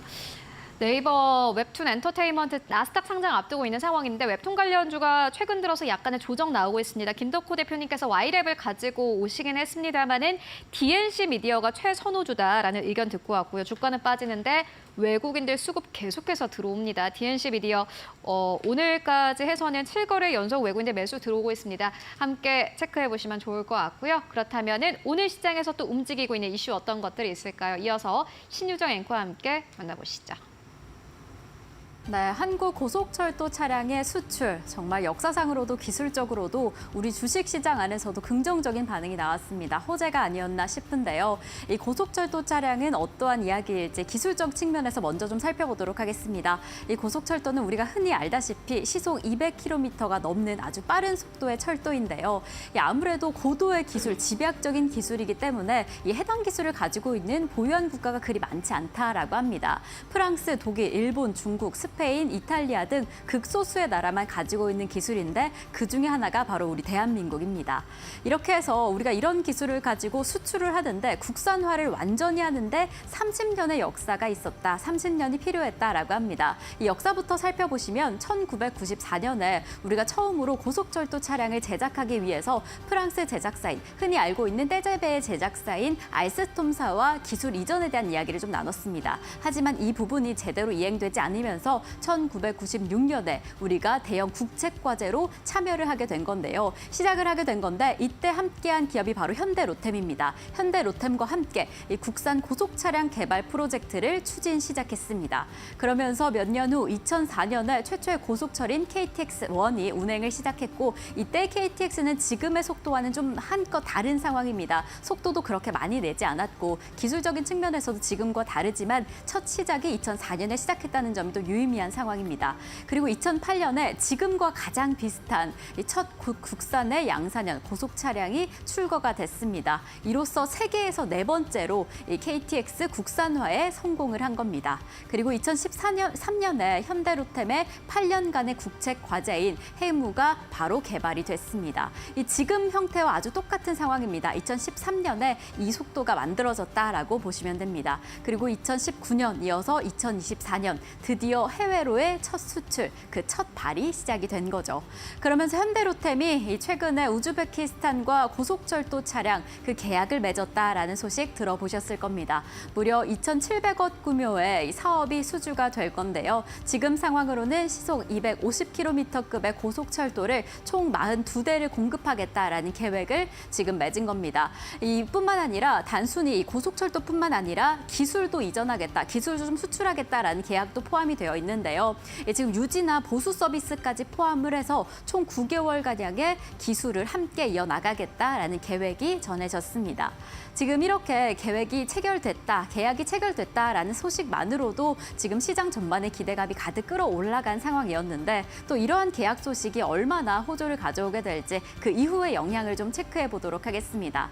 아무래도 첫 수출이라는 점이 아주 큰 긍정적인 영향을 미칠 텐데 이 시작이 해외 진출로의 첫 시작이 될 것이다, 발단이 될 것이다라는 이야기입니다. 아무래도 이번에 계약을 이행한 바로 그 기술이 동력 분산실인데요. 이 동력 분산식 기술이 전 세계 70% 이상의 기술로 사용이 되고 있기 때문에 이번에 첫 수출에서 우리 기술이 두각을 받는다라고 한다면 해외 시장 안에서도 추가의 관심을 보이게 될 것이고 이번 시작이 단순히 처음이 아니라 계속해서 수출이 이어질 것이다라는 기대감으로 보이고 있습니다. 그래서 이제 전 세계에서 이 해당 기술을 우리 기업이 만드는 이 기술을 계속해서 만들 수 있지 않을까, 수출을 이어갈 수 있지 않을까라는 기대감이 이어지고 있습니다.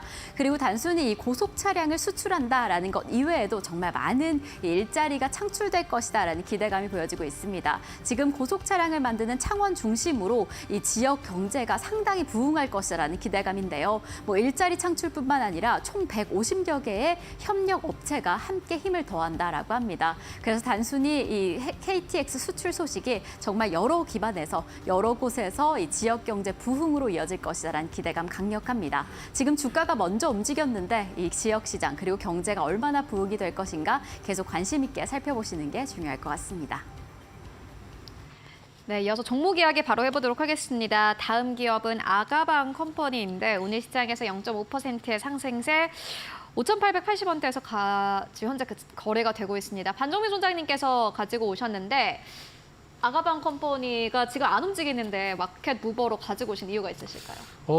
제로투세븐은 움직이는데 이게 안 움직입니다. 그래서 이게 출산과 관련된 이슈가 저출생과 관련된 이슈가 있기 때문에 지금은 좀 관심을 가지실 필요가 있지 않을까라는 말씀드리겠고 제로투세븐이든 그 아가방 컴퍼니든 꿈비든 관련된 지금 기술적 분석 관점으로는 되게 위치가 좋습니다. 그렇다 보니까 이게 만약에 내일 그 좀 이슈가 있는데 이 이슈가 받아서 크게 올라가게 돼서 안착만 된다면 추가 상승할 수 있는 여력은 좀 충분하기 때문에 이 점을 좀 참고를 하셔야 될 것 같고요.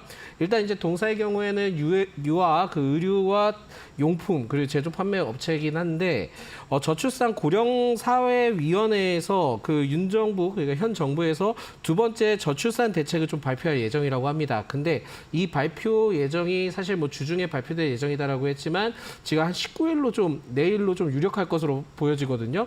그래서 내일 관련된 이슈들이 좀 나오게 된다 하면은 그 저출생 관련된 종목의 경우에 일제히 좀 급등이 나와줄 수 있다는 점을 동시에 좀 체크를 해보시면 좋을 것 같습니다. 그래서 지금 종가 매매 관점으로 충분히 매수 관점을 유효하다라는 말씀드리겠고 4% 이상 상승하다가 내려왔기 때문에 계속 좀 상방을 두들기는 모습들을 같이 보여주고 있다라는 말씀드립니다.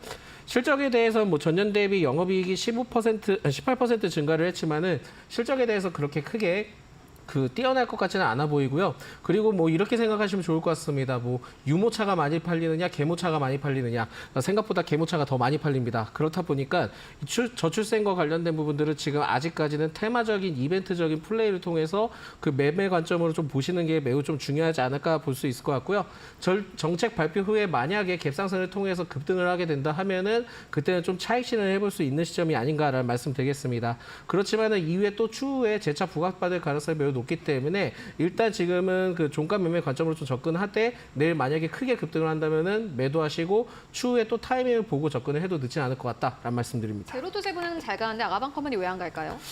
그러게 말입니다. 그 아가방 컴퍼니가 상당히 좀 늦는 부분들은 있는데 오히려 지금은 그 아가방 컴퍼니에 대해서는 기대감이 상당히 있고 제로투세븐에 대해서 또 영업이익 흑자 전환 이 기대감이 포함이 되어 있다 보니까 제로투세븐으로 좀 많이 몰리는 것 같고요. 중국 소비 관련된 종목으로 봤을 때도 제로투세븐이 좀 포함이 되어 있다 보니까 그쪽에 좀 많이 포커스가 맞춰져 있는 것 같지만 아가방 컴퍼니가 더 괜찮은 기업이다라는 말씀드리겠습니다. 일단 차트상으로도 봐도 좋다고 이야기를 하셨고 내일 만약에 저출산 대책이 나오면 이 기업은 좀 강력하게 탄력 받을 것이다라는 투자 의견 전해주셨는데 그렇다면 매매 타이밍은 지금일 것 같아요, 그죠? 예, 지금 2분 남았네요. 종가 매매할 수 있는. 네, 그래서 알겠습니다. 좀 적은 비중으로 해보시는 것도 괜찮을 것 같습니다. 네, 알겠습니다. 아무래도 최근 시장에서 좀 소외되신 분들 많을 것 같은데 단기적인 트레이딩, 나는 오늘 사서 내일 팔겠다 하시는 분들은 아가방 컴퍼니 지금 함께 관심 가져보시면 좋을 것 같고요. 이어서 다음 기업 만나보도록 하겠습니다. 이수 페타시스입니다. 오늘 7% 이상의 급등세 56,200원대. 외국인 기관 어제 쌍끌이 매수가 나왔고 오늘 시장에서도 어쨌든 간에 아주 잘 갑니다. 58,000원대가 터치 나왔는데 어떻게 보실까요? 일단 뭐 MLB 제품군 쇼티지는 뭐 아시다시피 클라우드 AI 그러니까요. 기업들이 계속 이제 도전을 하고 있기 때문에 뭐 수요 부분들은 계속 이제 안정적이라고 좀 볼 수 있을 것 같고요. 대신 이제 이 스페타시스를 접근하실 때 좀 조심하셔야 되는 게 그러니까 증권가에서 이제 어떤 이 MLB 제품에 대해서 항상 얘기가 나오면서 최우선주가 이 스페타시스다 이렇게 해서 발언이 좀 많이 되고 있습니다. 이때마다 이제 주가가 좀 급등을 했다가 또 한 이틀 뒤에 또 조정이 나오고 이런 양상을 꽤 오랫동안 보였던 기업이 어떻게 보면 이 스페타시스인데 실제로 250일 누적 순매수 현황을 보시면은 가장 많이 매수를 했던 주체 역시도 이 기관이라는 점. 그래서 결국 여기서 이제 개인 투자자와 그리고 이제 기관과에서의 물량이 이제 교차가 되는 부분들이 좀 굉장히 조심스러운데 이 시점을 좀 봤을 때 지금 증권가마다 이스페타시스를 바라보는 이제 목표가도 다 다양합니다. 뭐 SK 같은 경우에는 뭐 7만 원까지도 얘기한 적이 있었고, 뭐 KB는 뭐 6만 2천 원 이렇게까지 제공을 하기도 했었는데 일단 우리 이제 이스페타시스 같은 경우 오늘 좀 상승이 나왔지만 오늘 조금 진입을 하시기보다는 좀 상대적으로 좀 조정이 있을 때, 그러니까 5만 원 선 상단에서 조정이 좀 됐을 가능성이 크다라고 저는 판단을 하고 있고요. 여기에 이제 주목을 하셔야 될 거는 우리가 이제 거래량인데 사실 이제 오늘도 마찬가지로 좀 반짝 거래가 좀 많이 실리게 됐습니다. 여기에 이제 또 신용 물량들이 좀 나왔기 때문에 오늘 장중에서 좀 빠르게 탄력이 만약 5만 8천 원이 아니라 한 5만 7천 원 선까지 다시 이제 안착이 안 된다면은 여기서 또 이제 좀 실망 매물이 좀 나올 수 있다라고 보고 있습니다. 대신 이제 장기적으로 좀 보유를 하겠다라고 하시는 분들이라면은 뭐 크게 동요할 필요는 없다라고 보고 있는데 일단 오늘 탑승하신 분들, 오늘 이 종목을 좀 무리하게 접근하시는 분들이라면은 일단 5만 원 선까지의 손절매는 대응을 각오를 하시고 접근하셔야 되기 때문에 일단 좀 부담스러운 위치긴 하지만 우리가 호흡을 길게 가져간다면 긍정적인 회사가 될 수 있다라고 요약을 드리겠습니다. 네, 알겠습니다. 이어서 바로 다음 기업 만나보도록 하겠습니다. LIG 넥스원인데 보니까는 지난주 금요일에 이제 한 주를 마무리하고 증권사가 위클리 리포트를 낼 때 LIG 넥스원을 거의 대부분 좀 포함을 했더라고요. 그리고 뭐 실질적으로 어제 잘 갔고 어떻게 보십니까? 예, 마이너스 2%인데 그래도 더 갈 것 같습니다. 그래서 맞습니다. 루마니아 방문 예정에 따른 내용들을 앞서 이제 대표님께서 다 얘기를 해주셨기 때문에 추가적인 모멘텀만 좀 말씀드리겠습니다.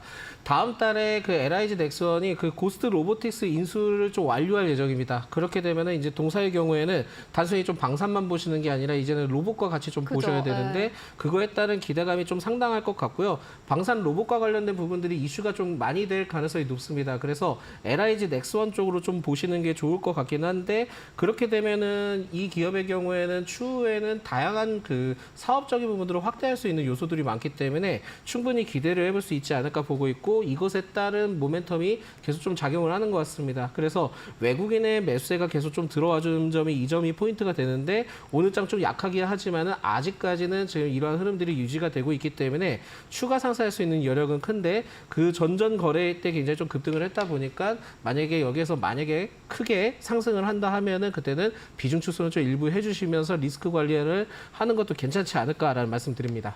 네, 알겠습니다. LIG 넥스원까지 만나보고 왔습니다. 이 기업은 사실 방산 이슈도 있지만은 고스트 로보틱스 인수와 관련된 이슈가 있기 때문에 계속해서 모멘텀은 있다라는 투자 의견으로 정리해보고 가도록 하겠습니다.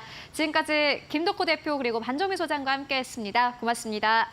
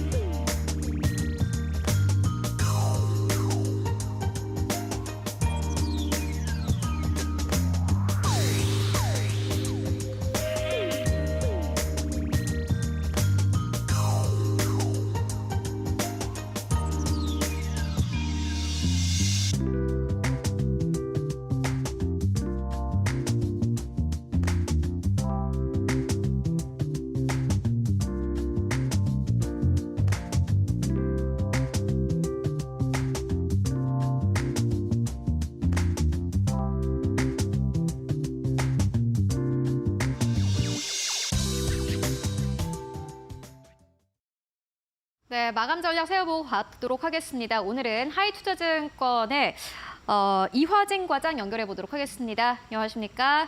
네, 안녕하세요. 네, 과장님 오늘 시장 마감 상황 어떻게 보고 계십니까?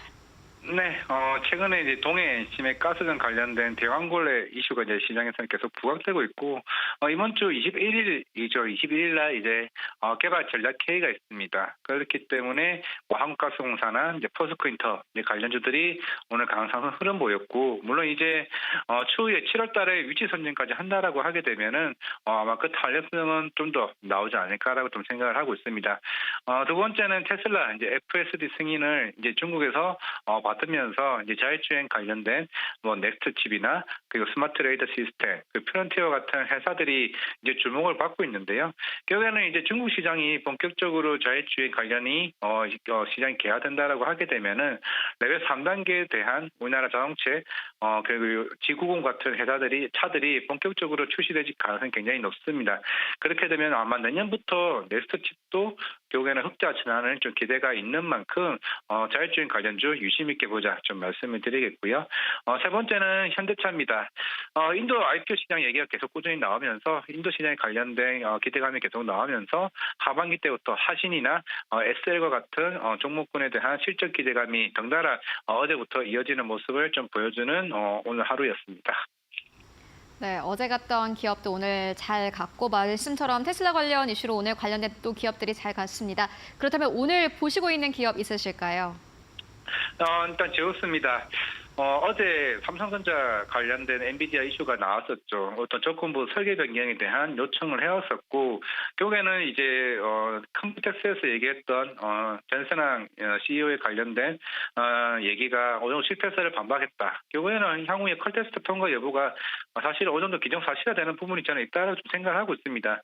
당연히 이제 삼성전자 입장에서는 향후에 이런 HBM 수율 개선을 위해서라도 이런 세전 장비에 대한 수요가 좀 더 확산될 수 있는 국면이나 저는 개인적으로 좀 생각을 하고 있기 때문에 만약에 여기서 더 이상 수율이 안 나온다고 하게 되면은 삼성전자도 굉장히 중요한 기회를 좀 놓칠 수 있다 좀 보이고 있기 때문에 제휴수도 최근에 주가가 어느 정도 조정받았다가 다시 반등하는 좀 더 모양새를 좀 보여주고 있는 측면이 있기 때문에 그리고 금리 인하 기대감, 로봇 산업도 본격적으로 올라갈 수 있다고 저는 생각을 하고 있습니다. 이제부터는 제휴수 입장에서는 기존에 있는 고객사 SK하이닉스나 삼성전자 쪽에 대한 점유율 확대가 좀 굉장히 중요할 것으로 보이고 있습니다.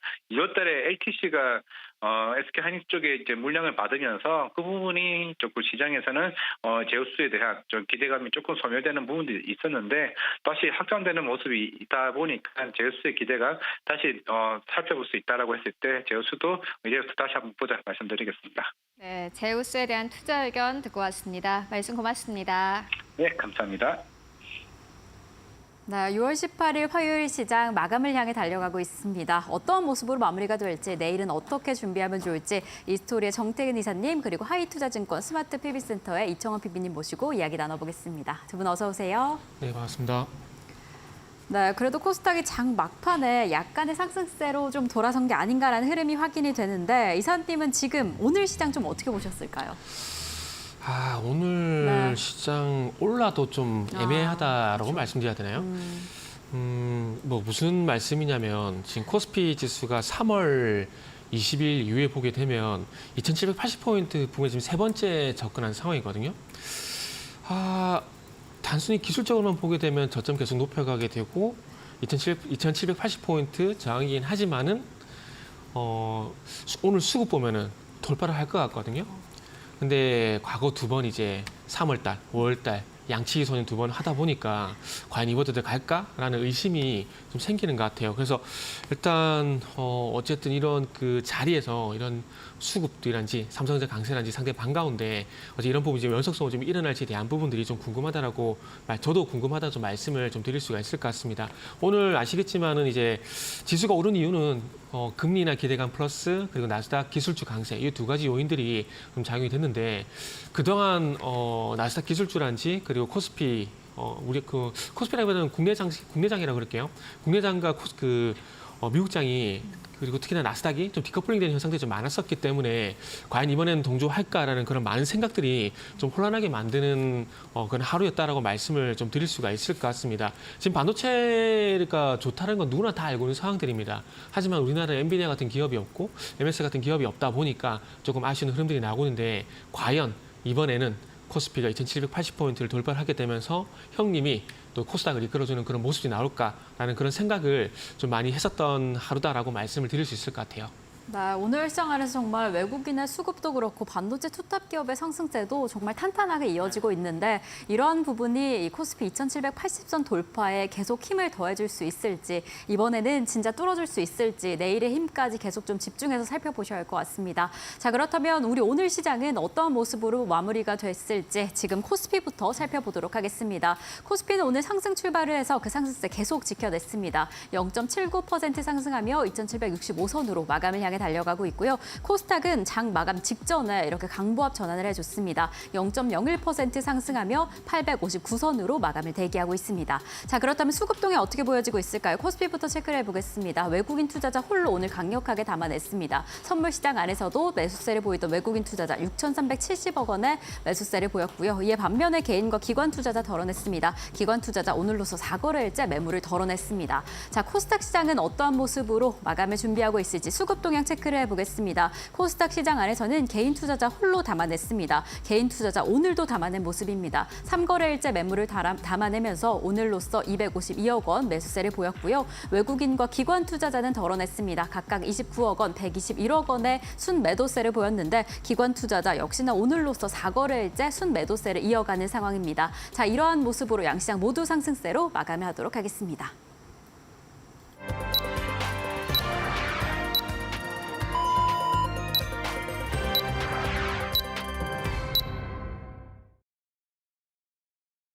네, 6월 19일장 모두 다 마무리가 됐습니다. 일단 오늘 우리 증시에서는 대형주들이 대체적으로 강했습니다. 삼성전자, SK하이닉스, 현대차, 기아와 같은 시가총액 상위 기업들이 꽤나 강한 흐름을 보여줬는데요. 그렇다면 오늘 시장 전반적인 분위기는 어땠을지 마켓 스피드를 통해서 먼저 알아보도록 하겠습니다. 네, 보시다시피 오늘도 정책주가 꽤나 강했습니다. 대형고래 관련주 1.9% 이상의 상승세, 반도체 안에서는 유리기판 쪽 2.3% 넘게 상승세, 반도체 소부장 쪽이 강했는데 오늘도 장비 쪽은 3.2% 넘게 상승세, 화장품도 2.8% 넘게 상승을 보였고요. 보험업종은 4.5%, 전기가스 쪽도 4.3%, 자동차 업종도 1.9% 이상 상승하면서 거래를 마감을 했습니다. 그리고 오늘 상한가 기록한 기업들도 꽤 눈에 띕니다. 이오플로우, 노브랜드, 그리고 삼성, 공조, 라이콤까지 일제히 상한가 기록하면서 거래 마감을 했고요. 그리고 오늘 동양생명이 24% 이상 상승하면서 거래에 마쳤습니다. 전체 업종 자체를 좀 끌어올린 역할을 해줬고 샘표식품이 오늘 시장에서 15% 이상 급등하면서 거래에 마쳤습니다. 그렇다면 오늘 지수는 어느 정도에서 마감했을까요? 함께 마감 상황 만나보도록 하겠습니다. 네, 오늘 코스피 같은 경우는 0.7% 상승세 2,763선, 코스닥 눈치 보기였습니다. 오늘 시장 858선에서 거래 마감을 했습니다. 어제장과 차이 자체가 0.03포인트 차이가 납니다. 858.93선에서 거래 마감을 했습니다. 코스피가 그래도 상승 탄력을 강하게 받았다라는 게 특징이 될 것 같은데 시가총액 1위권부터 5위권까지 대형주 흐름 함께 만나보시죠. 삼성전자, SK하이닉스가 다한 장이었습니다. SK하이닉스 보시다시피 5% 이상의 강세 24만 4,500원대까지 올라가면서 52주 신고가 다시 경신했고요. 삼성전자도 역시나 마찬가지로 장중한 때는 8만 원대를 뚫어내기도 했는데 오늘 시장에서 2% 강세 흐름 보이면서 79,800원대에서 거래 마감을 했습니다. LG엔솔이 빠졌습니다. 1.6% 하락세, 현대차 오늘 시장에서도 어제장에 이어서 추가 상승 흐름이 나왔고요. 1.6% 넘게 상승하면서 28만 3천 원대에서 거래를 마쳤습니다. 현대차는 인도법인 IPO에 대한 기대감 최근 시장에서 계속해서 나오고 있습니다. 전체 시가총액 자체 대비해서 지금보다 더 이 가치를 인정받을 것이다라는 기대감 나오고 있습니다. 인도법인에서 30조 원에서 40조 원대를 인정을 받게 되면은 거기서 나온 자금으로 투자라든지 그리고 주주 환원에 대한 기대감 나오고 있기 때문에 주가는 계속해서 상승 탄력을 받고 있습니다. 6위권부터 10위권까지를 함께 만나보시죠. 만나보시죠. 그리고 또 다른 특징이 이제 기아가 6위권까지 올라섰습니다. 우선주보다도 높은 현재 순위 차지하고 있는데 1.4% 넘게 상승하면서 13만 1,000원대까지 올라왔습니다. 오늘 기아는 이제 13만 원대를 뚫어내면서 종가 형성했습니다. 반면에 셀트리온, KB금융, 포스코홀딩스까지 일제히 빠졌습니다. 오늘 시장은 삼성전자, SK하이닉스, 현대차, 기아 이렇게 제외하고는 사실 거의 부진한데 11위권부터 15위권까지를 함께 만나보고 가실까요? 네이버 강보합권, 삼성물산 강보합권, 삼성 SDI, LG화학, 신한지주까지 일제히 빠졌습니다. 코스닥 1위권부터 5위권까지를 함께 만나보시죠.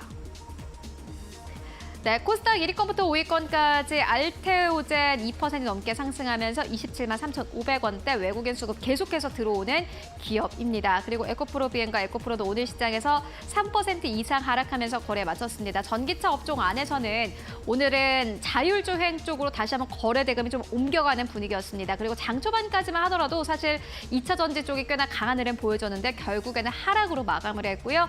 HLB, 엔캠까지 일제히 빠졌습니다. 6위권부터 10위권까지를 함께 만나보시죠. 삼천당 제약 보시다시피 16% 이상 급등하면서 거래를 마쳤습니다.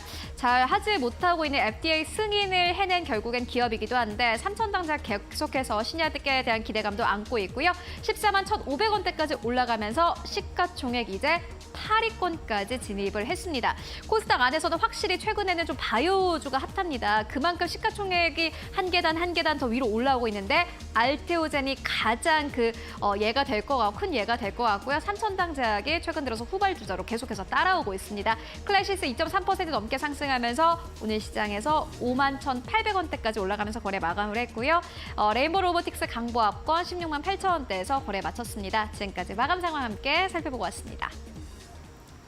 자, 이렇게 화요일 시장이 마무리가 됐습니다. 아무래도 코스피 시장 이 상승세 지켜내면서 마무리가 됐기 때문에 저희가 방금 직전에 오늘장에 대한 특징을 알아본 것처럼 내일 시장 안에서 전고점 돌파해 줄 수 있을지 그 시도를 어떻게 이어가게 될지 좀 주의 있게 살펴보시는 게 중요할 것 같습니다. 자, 이사님 이런 기세로 이제 내일 시장을 마무리 좀 받아들여셔야 될 텐데 내일 시장 전략은 어떻게 보고 계실까요? 그죠.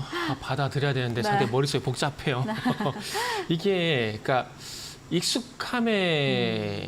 익숙함이라는 것 때문에 아마 그런 거지 않을까라는 생각이 들어요. 왜냐하면은 작년 11월 달 이후에 아무래도 종목 중심의 장세가 지속이 돼 왔었고 그리고 서두에도 말씀했지만 3월 달 이후에 2,780포인트가 계속 저항으로 좀 작용이 되게 되면서 아마 이번에도 그럴 거야라는 그런 익숙함이 지금은 가장 경계를 해야 될 부분이지 않나라는 생각을 좀 하고 있습니다. 근데 그런 생각이 들면도 불구하고 어쨌든 확인 후 대응하자라는 그런 생각은 변함이 없다고 말씀을 좀 드려야 될 것 같습니다. 그래서 코스피를 상당히 좋게 보시는 분들 같은 경우 그리고 삼성전자 좋게 보시는 분들 같은 경우는 일단 어쨌든 간에 중요한 것은 확인 후 대응하자라는 말씀을 다시 한번 드려보고 싶어요. 그리고 삼성전자 하이스에 반대로 좀 반갑긴 하지만 익숙함의 어떤 무서움을 또 말씀드린 이유가 뭐냐면, 오늘 종목별 등락 현황을 보게 되면은, 그러니까 일부 종목들만 강세를 계속해서 이끌고 있다라는 것도 이제 어제도 마찬가지였고요. 지금 코스닥 기준으로 보게 된다라면 하락 종목 수가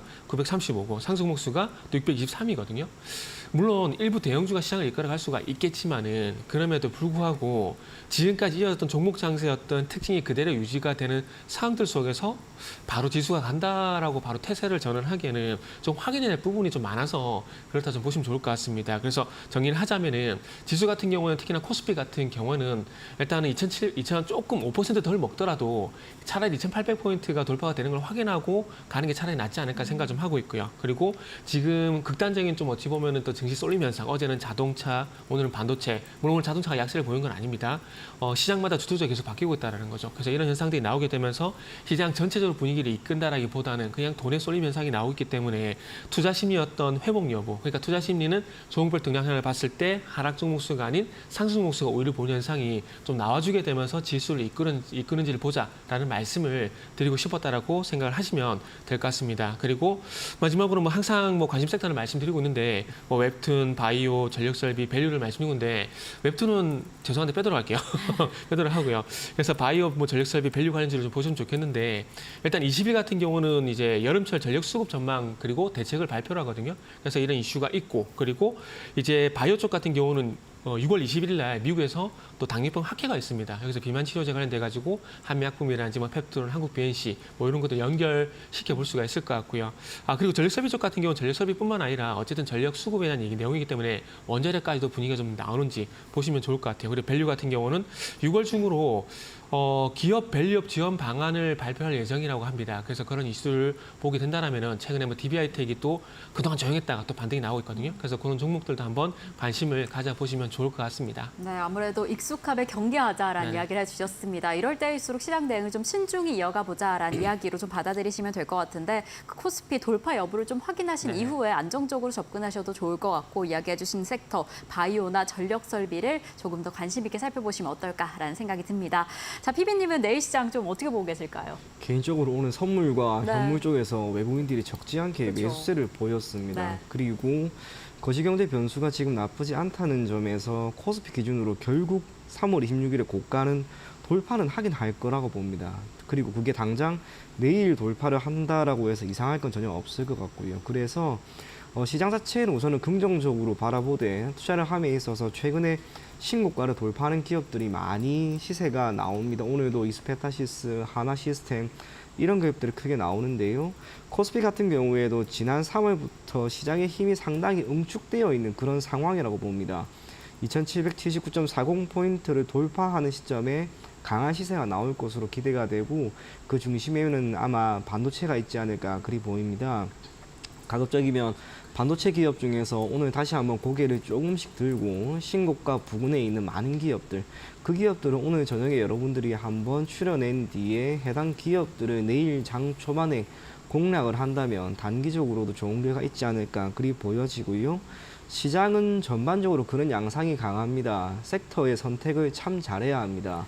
오늘 같은 경우에는 자동차, 반도체 참 좋은 흐름을 보였지만 불과 얼마 전까지만 하더라도 오늘 트레이딩을 함에 있어서 선택받지 못한 섹터를 종목에 편입하게 되면 결과가 좋지 않습니다. 데이 트레이딩을 하시는 분들은 가급적이면 장 초반은 차분하게 지켜보시고요.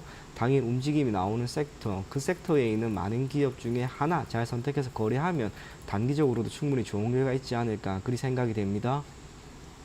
네, 역시나 피비님께서도 차분하게 신중한 시장 대응을 이어가자라는 이야기를 해주셨습니다. 오늘 수급세도 긍정적으로 흘러가서 내일 시장도 긍정적일 상황이 좀 높지만 이럴 때일수록 신중하게 좋은 섹터를 잘 선택해 나가시는 게 중요할 것 같습니다. 자, 그렇다면 내일 어떤 섹터를 선택하면 좋을지, 네. 어떤 종목을 공략하면 좋을지 공략주 넘어가 보도록 하겠습니다. 이사님 내일 어떤 종목 보고 계실까요? 내일은 반도체 소보장 쪽에서 역시나, 네. VM을 선택을 했습니다. 그래서 관심 섹터에서 반도체를 뺐다라고 보시면 될 것 같아요. VM 같은 경우는 최근에 와서 좀 이슈가 되고 있는 종목인데요. 일단은 뭐 트렌드포스에서 2024년 뭐 HBM 시장 규모를 24조 정도 예측을 하고 있고 뭐 내년 같은 50조 정도 예측을 좀 하고 있더라고요. 결국 엔비디아가 차세대 GPU를 계속 출시를 하게 되고 그리고 후발주자로서 AMD라든지 인텔이 또 AI 가속기를 또 출시를 할 것으로 예정이 돼 있기 때문에 그러다 보니까 당연히 HBM 시장이 좀 확대가 될 수밖에 없다 봐야 될 것 같습니다. 그래서 지금도 HBM 수요가 상당히 탄탄한데 올해 하반기 내년 초까지 또 수요는 더 많이 늘어날 것으로 예상이 되고 있는 상황입니다. 그렇다면 이 HBM을 가지고 삼성전자로 갈 것인가 하이닉스로 갈 것인가 결국 하이닉스 쪽으로 갈 수밖에 없을 것 같습니다. 결국 주가가 말을 해주고 있는 상황이기 때문에 하이닉스 쪽을 봐야 되는데 일단 SK 하이닉스 같은 경우는 이제 2분기부터 청주 M15X 이제 공사를 시작을 했고요. 그리고 아시겠지만 M15까지 마찬가지로 공사를 하게 되면서 설비 투자를 많이 늘려가고 있는 상황들입니다. 그렇기 때문에 그동안은 후공정과 연관된 어떤 수요일 간의 종목들이 조금 이제 선에 나섰다라면은 이제는 전공종도 한번 관심을 가져야 될 것 같아요. 그러다 보니까 이제 VM 같은 경우도 VM 같은 경우는 아시다시피 반도체 전공종 식각 장비 제조업체거든요. 그래서 이제 주력 제품인 300mm 실리콘 식각 장비를 SK 하이닉스 쪽으로 대량 납품했고 최근에도 6월 13일 날 대량 납품 공시가 나왔습니다. 그렇기 때문에 어떤 새로운 SK 하이닉스의 어떤 수혜주로 좀 보시면 좋지 않을까라는 판단에 오늘 VM을 준비를 했습니다. 일단은 목표가는 19,000원 정도 일단 잡았고요. 19,000원은 분기점입니다. 여기가 돌파가 되게 되면은 전 추가 상승도 가능하다고 생각을 하고 있습니다. 그리고 손절가 같은 경우는 16,500원 제시하도록 하겠습니다. 네, 이사님께서는 반도체 부품주 가운데 SK 하이닉스와 관련된 네네. 종목 잡아주셨습니다. VM 오늘 장중에 5%대 상승세를 보이면서 상승 전환해주면서 마감을 했는데 이러한 상승세 이어가서 내일 시장에서 네네. 19,000원까지 이어갈 수 있을지 주의 깊게 살펴보시면 좋을 것 같습니다. 자, 그렇다면 피비님은 어떤 종목 내일 살펴보고 계실까요? 네, 저는 한국가스공사입니다. 네. 움직임을 지켜보면은 계속해서 갈 것 같은 그런 그러게요. 느낌이 지금 많이 듭니다. 하지만 너무 많이 오르다 보니까 쉽게 접근을 하기는 힘들다라는 생각이 많이 있는 것 같은데요. 저는 아직도 괜찮은 그런 느낌입니다.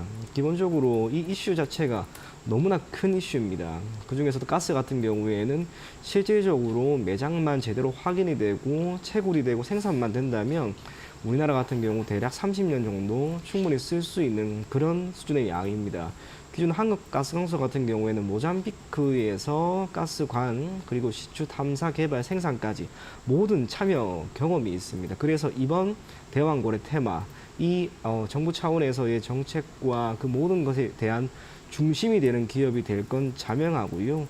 그것뿐만이 아니라 지속적으로 밸류업 프로그램에 대한 이슈가 부각이 되는 가운데 동사의 현재 PBR 0.5밖에 안 됩니다. 가장 최근에 어제였는데요. 어제 리포트에서조차 PBR 기준 0.5배밖에 안 된다는 점은 기업 가치가 아직까지도 여전히 저평가되어 있다라고도 우리가 충분히 생각을 할 수가 있습니다. 너무 겉만 먹지 않는다면 기회를 계속해서 저는 줄 거라고 봅니다. 그런 면에서 한국가스공사 같은 경우에는 지금 시점에서 너무 겁먹지 마시고 한 번 정도는 매수를 해 보실 것을 권해드리겠고요.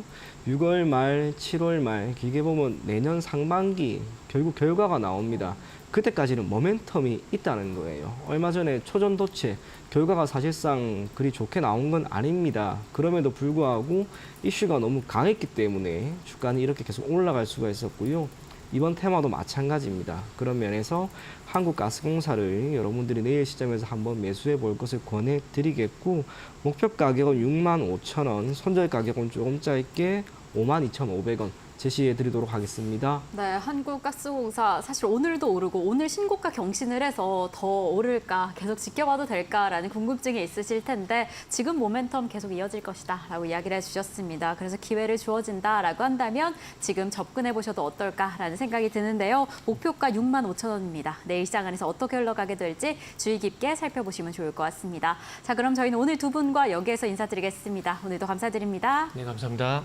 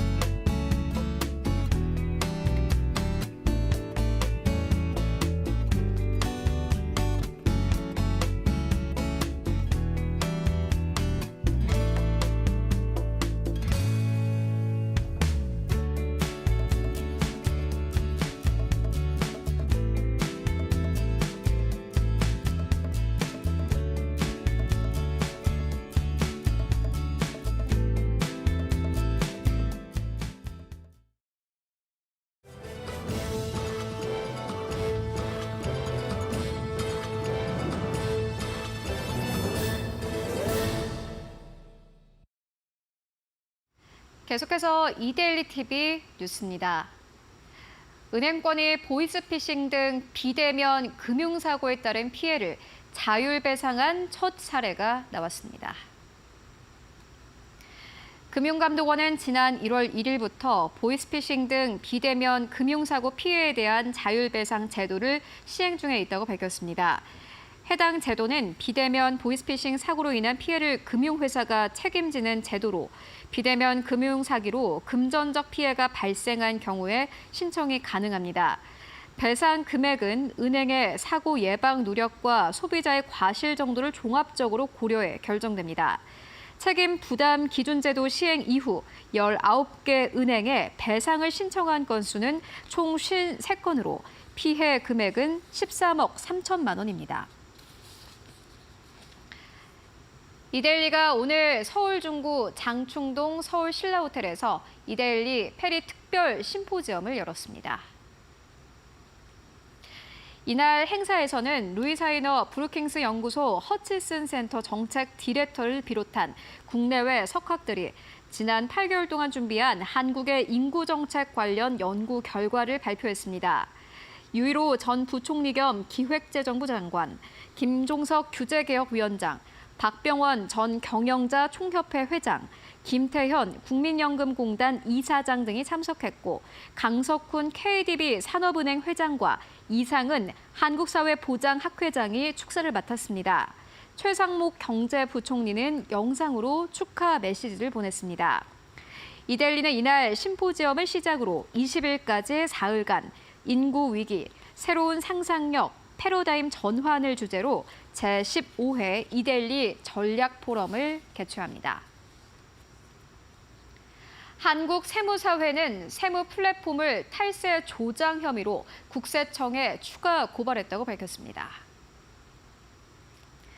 한국세무사회는 오늘 한국세무사회관에서 기자회견을 열고 3.3 토스 세이빙잇 등 세무 플랫폼의 탈세 조장과 불성실 신고 실태에 대한 조사 내용을 공개했습니다. 또 세무 플랫폼이 근로자 연말정산에서 환급을 발생시켜 수수료를 편취할 목적으로 인적 공제를 부당하게 받거나 부당 감면을 적용하는 등 경정 청구의 탈세 행위 가담을 확인했다고 설명했습니다. 구제희 한국세무사회 회장은 국세청과 사법당국은 불법 세무 플랫폼의 탈세 조장과 불성실 신고를 유도하고 불법 세무 대리를 한 것에 대해 철저한 대책 마련과 불법 행위 처벌에 나서야 한다고 말했습니다. 한국세무사회는 지난달 용역 제공 사업자의 실제 수익 금액을 누락해 직접 환급 신고를 하고 세무 대리 수수료를 챙긴다는 제보를 받아 세무 플랫폼의 탈세 행각을 국세청에 고발한 바 있습니다. 서울 아파트 가격이 회복세를 보이고 있지만 오피스텔 매매 시장은 하락을 거듭하고 있습니다. 한국부동산원에 따르면 지난 5월 서울 오피스텔 매매 가격은 지난달 대비 0.05% 내리면서 작년 2022년 9월 이후 21개월 연속 하락한 것으로 나타났습니다. 서울 아파트값은 지난 4월과 5월 2달 연속 오르면서 상승폭이 커진 것과 대조적입니다. 수도권과 지방 오피스텔 시장도 마찬가지입니다. 수도권 아파트값은 지난 5월 상승세로 돌아섰지만 오피스텔 매매가는 지난달 대비 0.14% 내렸습니다. 이는 신축 공급이 유지되고 입주 물량과 미분양 물량이 누적되는 가운데 투자 수요가 감소하면서 하락폭이 커진 것으로 분석됩니다. 지금까지 이데일리 TV 뉴스였습니다.